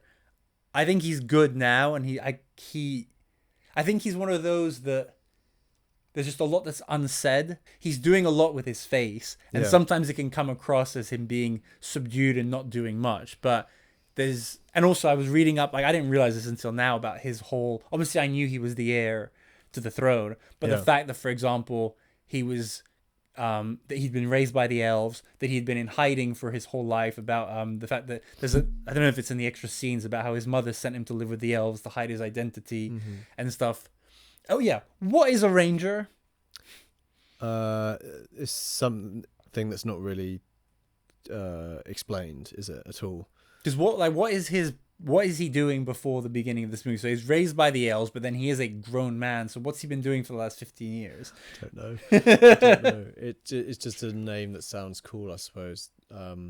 Maybe it's nothing, and that's just a bit of a mask to hide his identity. He's just maybe no one knows what a ranger is. They all just think it must be something. I'm sure in the books there's probably a whole chapter about the Order of the Rangers or something like that. Do you know about the casting drama around Viggo Mortensen? No. So I think I mentioned it before about the fighting. So he was the only one. Everyone else, they scoured the world. They cast all these people very well, and for him they cast someone else, and they started shooting. And within, it's not clear if it was days or weeks, but very quickly they realized, and Peter Jackson says he realized that the person they cast was too young. His name was Stuart Townsend. He was 22 years old when they cast him, so 14 years younger than Viggo Mortensen. Yeah. And so they fired this guy, and they literally called up Viggo Mortensen and said they had never met him. They said, "Have you read the Lord of the?" I think he must have known this movie was happening because I'm sure everyone knew about it. And have you read the Lord of the Rings? And Viggo Mortensen said no. And basically they said, well, we really like to fly you out to New Zealand to start shooting in a couple of days because we need you and stuff. And the story goes, this has been Peter Jackson's told it, Viggo Mortensen's told it, that he was. It's not clear if he was going to or not, but he was at the very least unsure. And it's his 11-year-old son who either had read the book or was very much aware of the story that said, "Dad, if you have any opportunity to be in this movie, you absolutely have to take it." And the big thing you have to remember about people like him who was married with kids, the same with Sean Astin, is I'm sure they I think they took maybe short breaks, probably a week or two between the movies just to recuperate. But roughly speaking, they were working away from home for 15 to 20 months. So there was a huge commitment to be away from your family, like going through swamps and stuff. So his son pushed him to do it, and the rest is history. Yeah. What happened to the other guy? He's been in a couple of things. But nothing huge, nothing you would have heard of. So clearly they made the right choice. Because if it was one of those where he had become someone huge, you thought, oh, that might have been a missed thing. Yeah. On his again, Stuart Townsend's his name. On his Wikipedia, there's a quote by him where he sounds very bitter about it. He claims he was never paid. I'm not surprised. Yeah, he claims he was never paid for it. And he says that he hated the experience of being on there and that it was kind of a relief to be let go anyway. But you would say that. Yeah, you would. I'm going to keep best for last. But so just a couple of other people that we sort of touched upon quickly. But so Arwen, Galadriel, and Elrond, they're good. They're fine. They do what they're supposed to do. They don't blow your mind. You're not exactly excited to see them on screen or anything. Not really. There's a little bit of mysteriousness around Elrond and Galadriel. But yeah, and you're introduced to Arwen being Aragorn's love interest. Yeah, I find that all a bit shoehorned in. Like I really a little bit. It comes out of nowhere. You're not exactly introduced into much of how they've met. You just they're together. Okay. Also, when you read, and then they're not really together. The idea is that they had a romance, but then he obviously went off to be a ranger, whatever that was. It's all a bit confusing. Whether or not you need it, I don't really know. Because obviously that continues into the trilogy a little, not hugely, but a little bit. Yeah, I don't know if you necessarily need it at that point. But I think we were still in the early 2000s. We were still in that part where you can imagine the producer said there needs to be some sort of love story. Yeah. So then I think in my mind, the two greats are Gandalf and Saruman. Are the two strongest links in the movie. Yeah.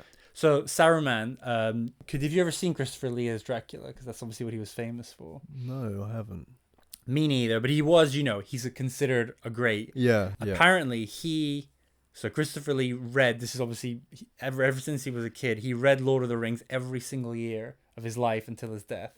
Oh, really? Because he died in 2015. Yeah. And he's the only person involved in it who had actually met Tolkien in person because he was that old. So it kind of seems like and apparently he told Peter Jackson that being involved in this movie was the culmination of his career in the proudest moment, which when you're, a man in his 70s or 80s at the end of a great career to Peter Jackson, who's still an up and coming director, it must be like, oh shit, this is a lot of pressure. But it doesn't seem like there was much debate over him being cast because then he is perfectly cast. And Gandalf, however, less so. Apparently Sean Connery was considered. Okay. Which I can't see it, but maybe. Yeah. And then Anthony Hopkins, our old Zorro buddy, he was considered, but he turned it down.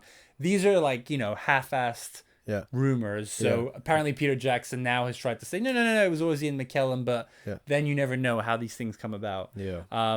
Ian McKellen was the only actor to get an Oscar nomination for any of the Lord of the Rings. He got Best Supporting Actor nomination for this one, Fellowship, and that's the only acting nomination across all three, which does make sense. It's definitely overall the weaker element of all of the things. It's not a problem. No. I don't think you would want to have...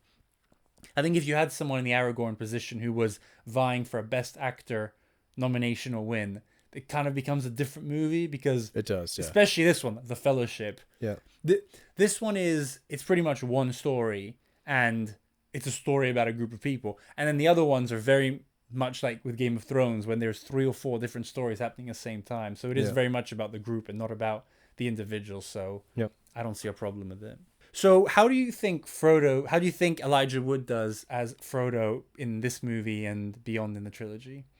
I guess on the meh, fair, good, great. He's I say good. I think he acts the role pretty well. He communicates the anxieties and stress and all that stuff.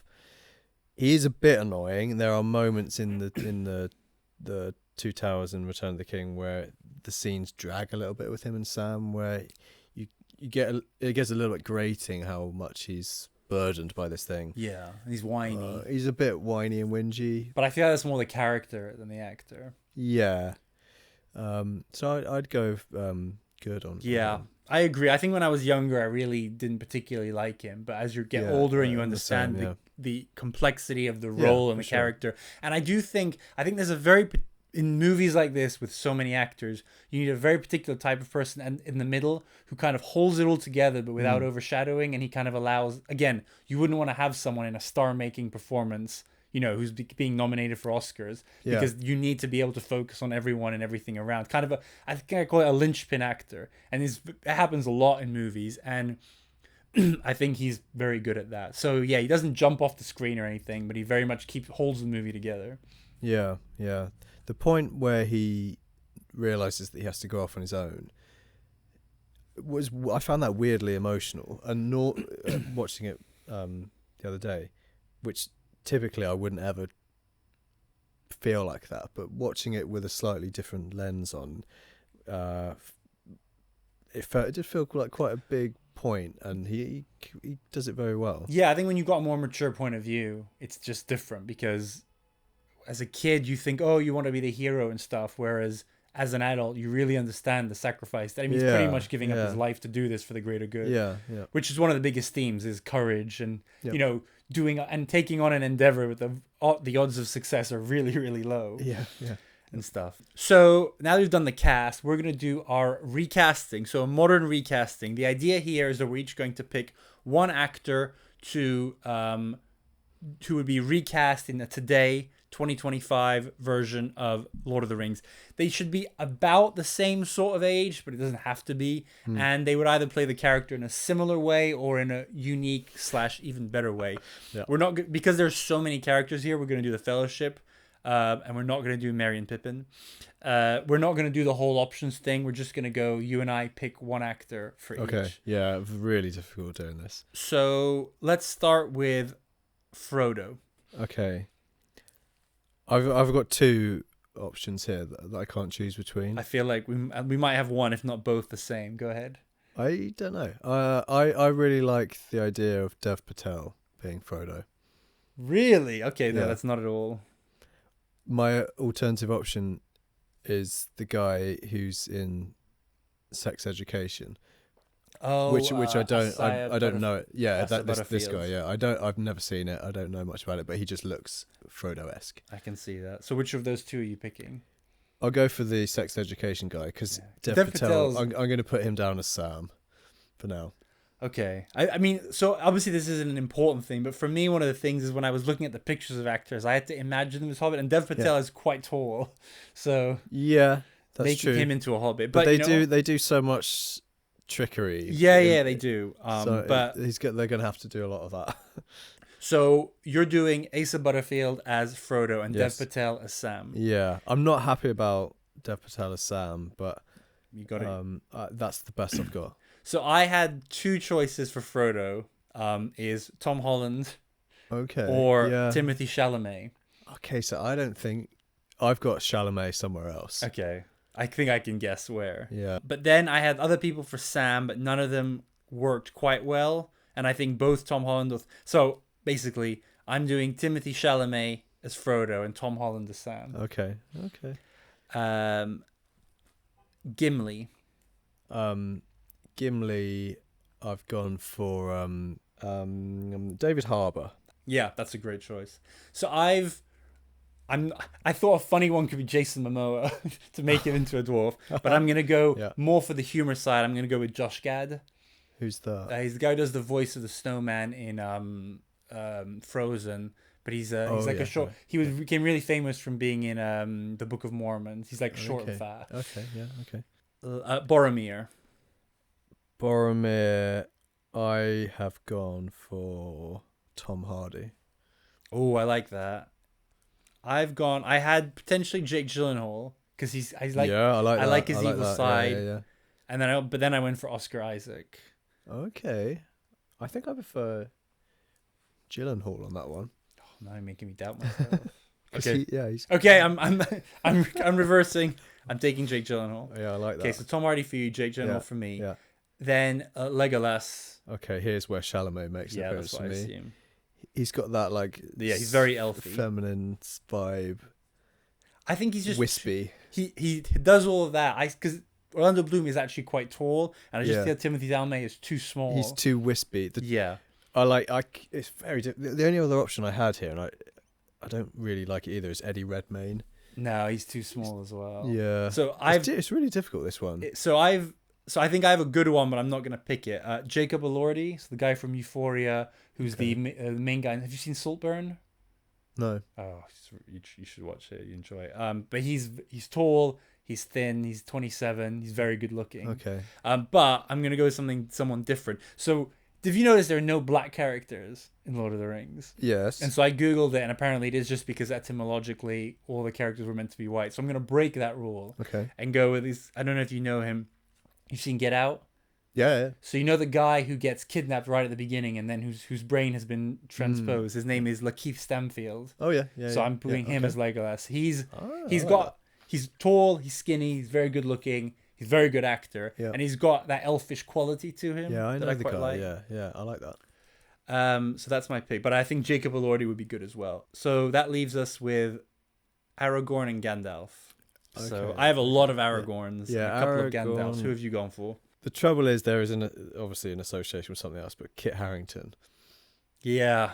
Oof. Yeah. Is that who you're picking? Yeah. That's it. Yeah. That's it. Yeah. So I considered your friend Adam Driver, who you picked for Zorro, which I stand by. By the way. That's fine. You're wrong, but you can stand by it. Other people I consider, but I'm not going to, were Charlie Cox, the guy who plays Daredevil in the Marvel series. Okay, yeah. Chris Evans, I thought as well. Chris Evans, yeah. Not dark enough, but Sebastian Stan is my choice. I don't know who that is. So he's the Winter Soldier in the Marvel movies.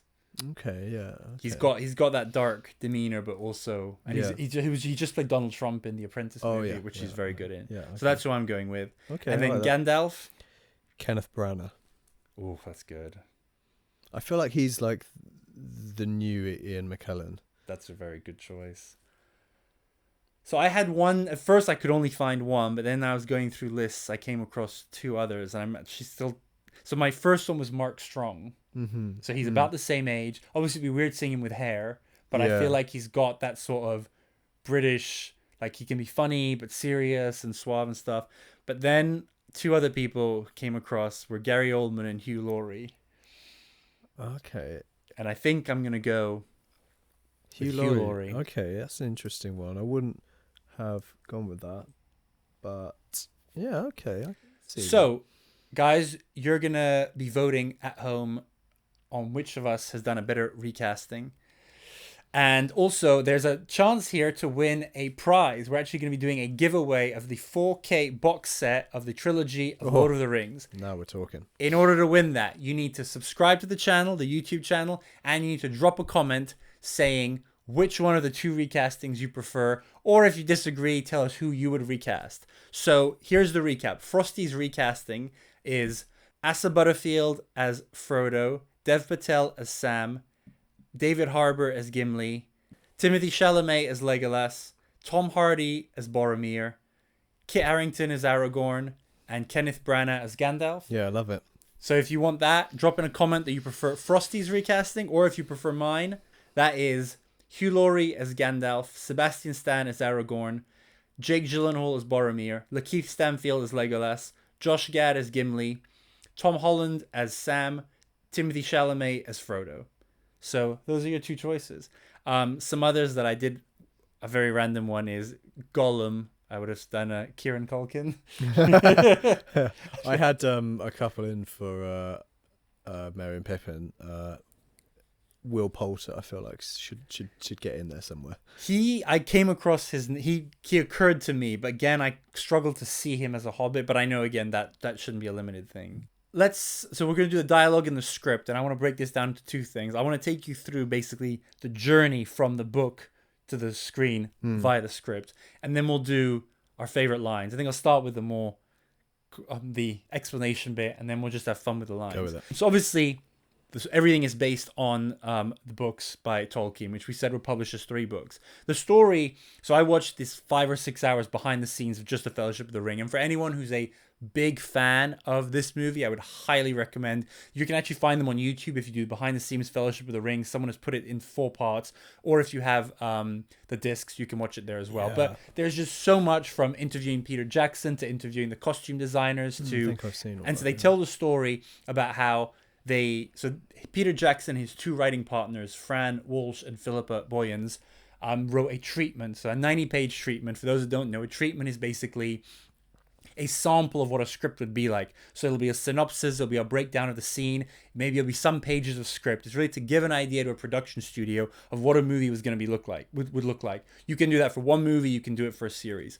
And from then, they had some sort of deal with Miramax, where they thought they were going to be able to make 2 movies. So the whole trilogy in 2 movies. And it seems like they had written those 2 scripts.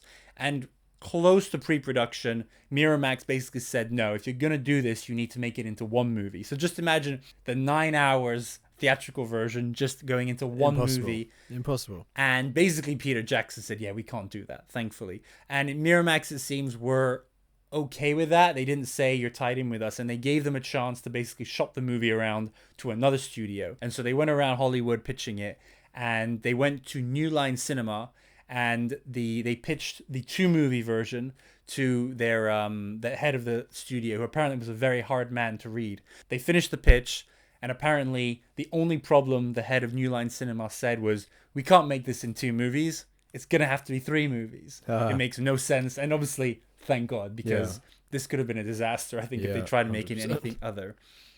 So that's how we ended up with the 3 movies, and how they committed up front to, I don't know how much the budget was originally, but as we said, it turned up to be around $300 million. They invested, they agreed to make all 3. They were able to finance filming them basically one after the other, which again is very rare in Hollywood. And most recently it was done with Kevin Costner's Horizon movies, where they made 2 with plans to go into pre-production for the 3rd.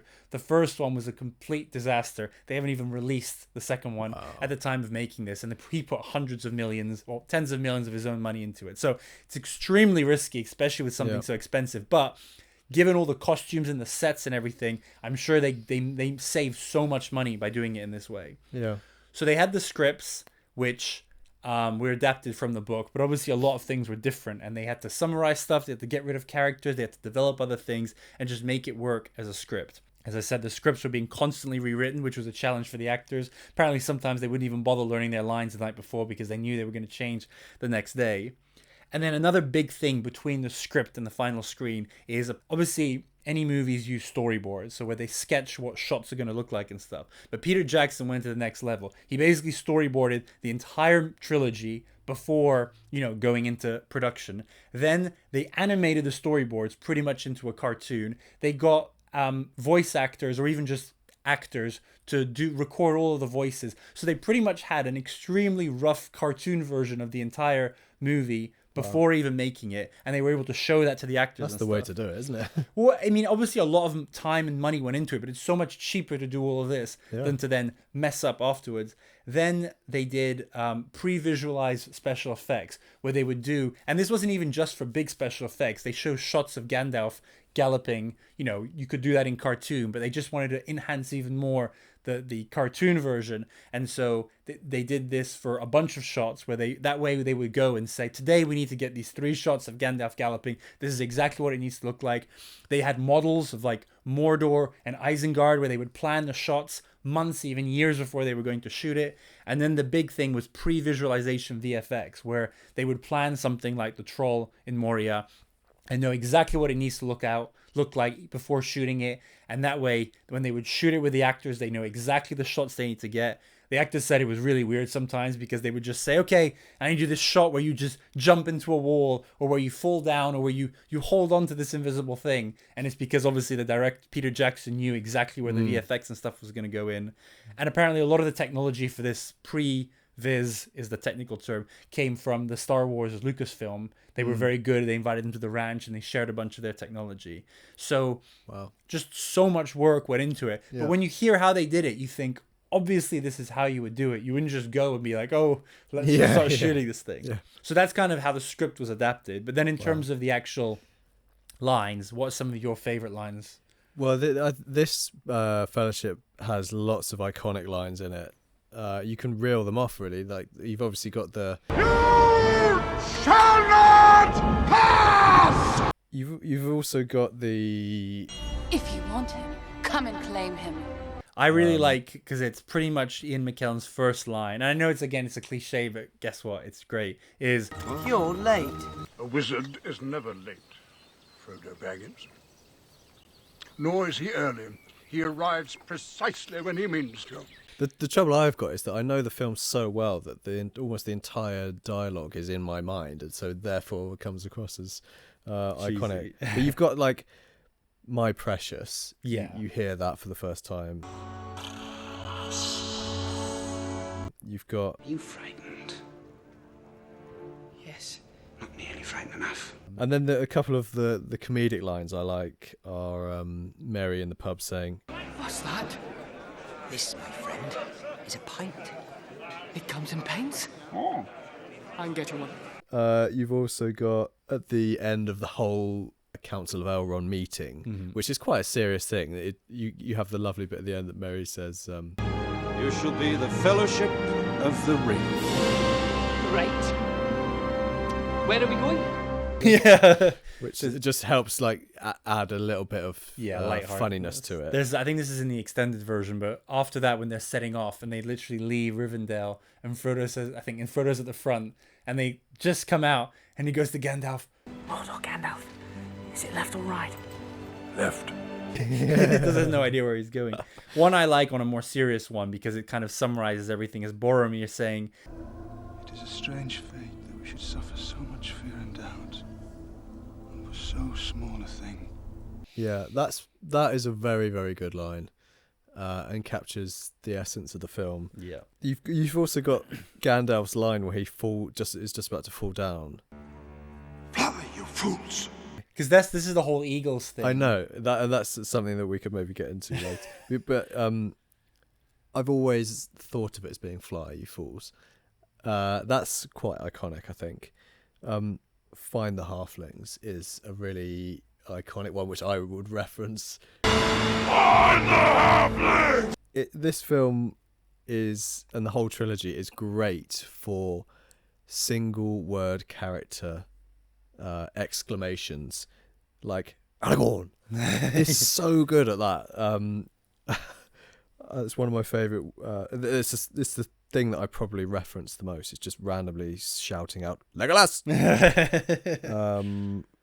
Those are my main ones, and then the last one I'm Mr. going Frodo. to just yeah, exactly.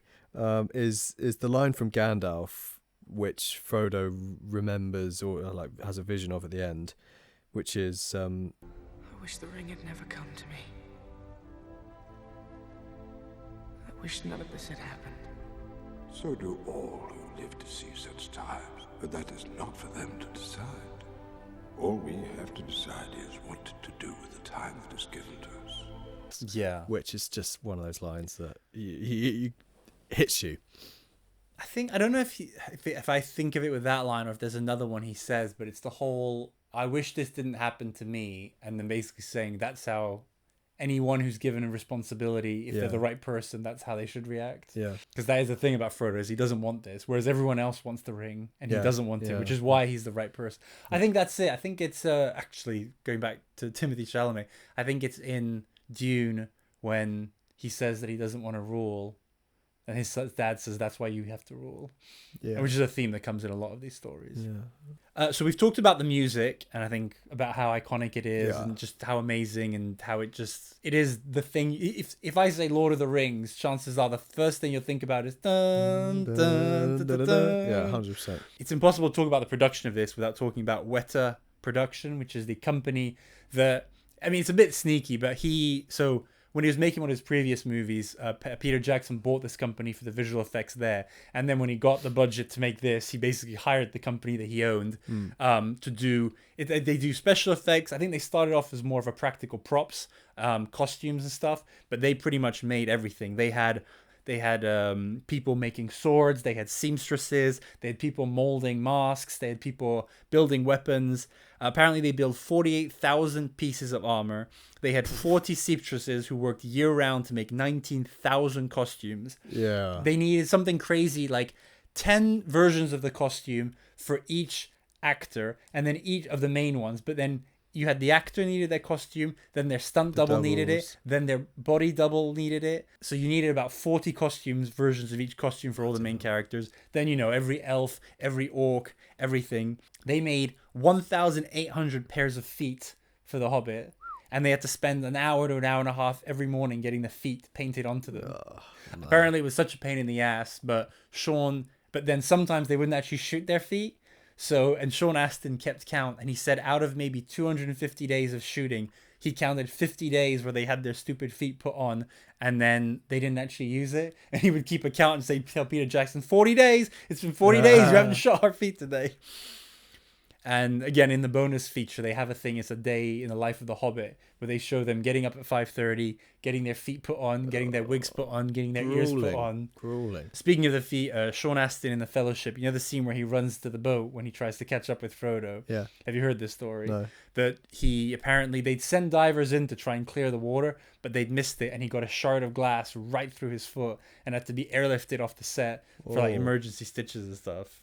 That seems like, given how many stunts there are in this, apparently Legolas broke a rib at one point, but it seems like that shard of glass was one of the bigger incidents. One of the really interesting things I found listening to all the behind the scenes is that one of the number one instructions that Peter Jackson had for all of the props, the sets, the costumes, was that this shouldn't feel like fantasy. This should feel like they're recreating a time in human history that actually happened. That when the armor and the sculptures, it should look like they needed an archaeological dig to discover that. And it's something that I never really thought about, but if you put aside the magic and the dragons and stuff, it does really look like it was real. Yeah, which is it's very similar vibes to Game of Thrones. Yeah, it really. is. You could feel like Game of Thrones. They probably hired a bunch of the same people. They've lent into that a lot more. Yeah. Then, the Hobbits, so that they added the feet. The big thing with the Hobbits, I did really dig deep on this, is how they made them look small. Yeah. Do you know, or do you want me to, do you know any of the, I listed 5 different ways. They must have used doubles for a lot of stuff. So that was one of them. Yeah. So they used body doubles, and they had different ones. They had this crew of very short guys of Indian descent who, I think, and I was saying to Sunita, and she was like, why were they Indian? And I think there was just something about the fact that if you have, white small people, they don't look like hobbits, because they the thing is, the hobbits literally look like miniature version of humans, so they need to have the build of a human just in small. Yeah. And this particular this particular group of guys, whatever their ethnic background and where they were from in the world, they had the perfect build. And so obviously their skin, they weren't white. So sometimes they would wear these really creepy masks, like white masks. Yeah. Obviously they would never be close to them, but shots like when they're in, they're walking through the mountain. There's a behind the scenes there. None of those are the real actors. Those are all, even Gandalf and Aragorn are just stand-ins that sort of look like them. Yeah. But so they had these body double. They also had children sometimes to play the hobbits. So when you would see, a lot of the times you see them running for the back, it's actually kids that are dressed, and they had a kid was assigned to each one of them, and they had to study their mannerisms, so they really like came across like them. So body doubles was one. Another one was blue screen and green screen. So they would literally just have Frodo do his scene in front of a green screen, and then they would superimpose it over Gandalf doing it, so that they just made him look as small as he needed to be. Yeah. That's when their faces were necessary and stuff. I think sometimes you can really tell, like when you can clearly see their faces and their bodies are tiny, so they're and it almost looks a bit weird and forced. Yeah. But you got to do what you got to do. Yeah. I think maybe sometimes it's just that you don't realize how small the hobbits are actually supposed to be. Yeah. Because one of the things they do a lot is they just would act on their knees. So just in a scene, they would film them from the top, and I think that's it. There, they seem bigger there, even though they're short, than sometimes when they're literally just making them the size of children. Yeah, yeah. Another one was forced perspective. They would build the sets so that basically you would have... The one shot they gave as an example was when Gandalf, right after he's caught Merry and Pippin with the fireworks, and he's telling them off and they're doing the dishes, and they're supposed to be right next to him, but actually they're 5 or 6 feet behind him to make them seem small and him seem big. But the whole scene is just set up so that from face on, it looks like they're at the same level, but they're behind. Clever. And there was a lot of that. So lots of tricks. And you can sometimes see which ones they've used at different points and stuff. I mentioned, obviously, we've talked about the special effects and how ahead of time they are. And I think they've aged pretty well. Really well. The copy I've got that I watched is of quite an old DVD, so the resolution's not perfect. So I imagine if I were to watch it at the best resolution you can, it might notice a few more things, but it's not really going to bother me in any case. And then, as I said before, just a lot of bigatures and miniatures and a lot. That's the thing. That one I hadn't even thought about, is a lot of the shots of Rivendell and stuff. They didn't actually build all of that. They built small versions. Although they did build a lot of the stuff as well. Yeah, amazing. And that was years in the making. I forgot to say earlier, so the movie came out 2001. They started filming it in 1999. But Peter Jackson, the whole script and stuff, he started working on it, the earliest points at 1997. So it was very much a very long project for him. Yeah. But he was very well rewarded for it. Do you know what his salary was? God, no. So he took $10 million per movie, and then he got 10% of the profits. So he's doing all right.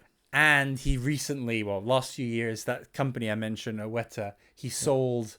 I don't know all of it, but he sold a big chunk of it, because they are one of the premier special effects company in the world now. Most Marvel movies, they're involved in the Avatar movies.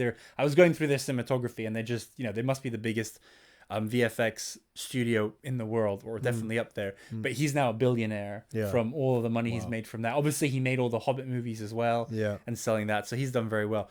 On that note, actually, guess who the highest paid actor was? Highest and lowest, if you can guess. At what point are we? So for the trilogy, how much they were paid for the trilogy? For the whole trilogy, Ian McKellen. So Ian McKellen was the highest paid. He made $13 million, which makes sense when you consider actor's caliber.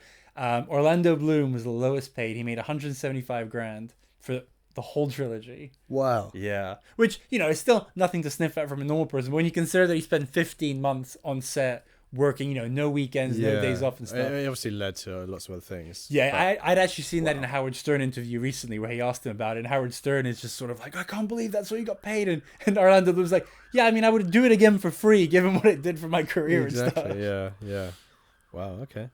Interesting. And then everyone else varied. Frodo, apparently, once he made all 3, he made $1 million, but still only $1 million. Yeah.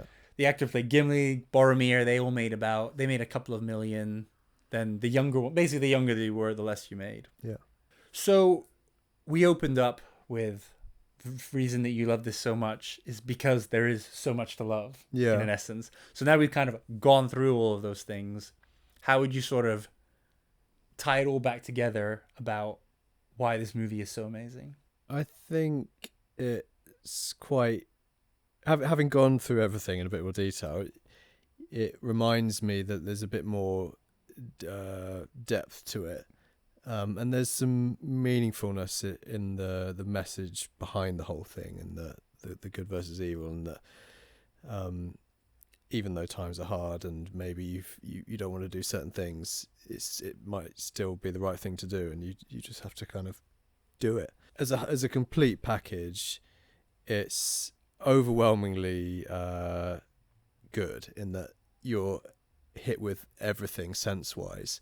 It's very evocative, powerful. The imagery, the characters, the sound, the look of the setting, the story. There's just so much that when you tie it all together, it's just this really powerful, unique thing that's so evocative and brings up so many images in the mind. Yeah, I totally agree. I really enjoy kind of the layers to it, about how this can just be a movie that you watch, or it can be a movie that you read the book, or you watch the trilogy and you watch the extended version and you watch The Hobbit. Like, it could be just a movie experience. It can become a literary experience. It can become a historical experience if you want to study Tolkien himself and his life. We didn't talk much about him, but his life was fascinating. A lot of his big theme here is obviously death, and he was in the trenches in World War I, and we think, a lot of people think that's where some of these ideas started, and obviously about the horrors of war. You can tie into themes of humanity and stuff like that. You can immerse yourself into the world of Middle Earth by learning. Some people learn Elfish and stuff like that. Yeah. And I just love the world. It's just this fascinating world it creates, and we take it for granted because our generation, we've been spoiled with, you know, the world of Star Wars, the world of Star Trek, the world of Harry Potter and Lord of the Rings and stuff. But it's extremely hard to create these worlds, and this has got to be one of the more detailed ones. And you just feel it at every level. You feel it in the writing, you feel it in the history, and as we've talked about, this is one of the harder movies to make on screen, whether it's building the buildings and making the costumes and stuff, and just so much effort was put into literally the chainmail they wear in this. They didn't like any of the ones that they made before because they don't look good on screen. So they got miles and miles of copper and they sliced it into little pieces. And there's these guys who spent a year and a half by hand putting together the chainmails. And that's just one of those facts that just stuck with me. And obviously most people will never know that, but it's that attention to detail that I think just comes across at a small and a big level. Again, there's a weird parallel, but it reminds me of one of the things with Steve Jobs, is that he insisted that the insides of the computers needed to look good and be well organized and stuff. And even though people said, but no one's going to see that, and he said, doesn't matter, we'll know. And it's all about culture, about if you're organizing the stuff that people don't see well, then you're going to have a well-run operation. And, you know, it reminded me almost of the Manhattan Project for the nuclear bomb. The amount, obviously it wasn't the same scale in terms of money and people, but just the thousands, they had 26,000 extras involved in making this, thousands of crew who dedicated their lives to making this. And it just comes across at every level. And it's just it's a work of art. Completely. This movie. Well, I think there's no better way to end it on that. So, Frosty, I'm going to thank you for doing the first of 3 episodes on the Lord of the Rings, and we'll see you maybe in a few months to do the Two Towers. Looking forward to it. Thank you. And thank you for your patience, everyone. Remember to follow us wherever you get your podcasts, subscribe to the channel, and remember, if you want to enter our draw for the 4K box set of the Lord of the Rings trilogy, make sure to subscribe and comment. We'll be doing a draw in about 2 months after this video is posted, and we'll reach out to the winner on YouTube to give you your prize. But thank you very much, and we'll see you next time.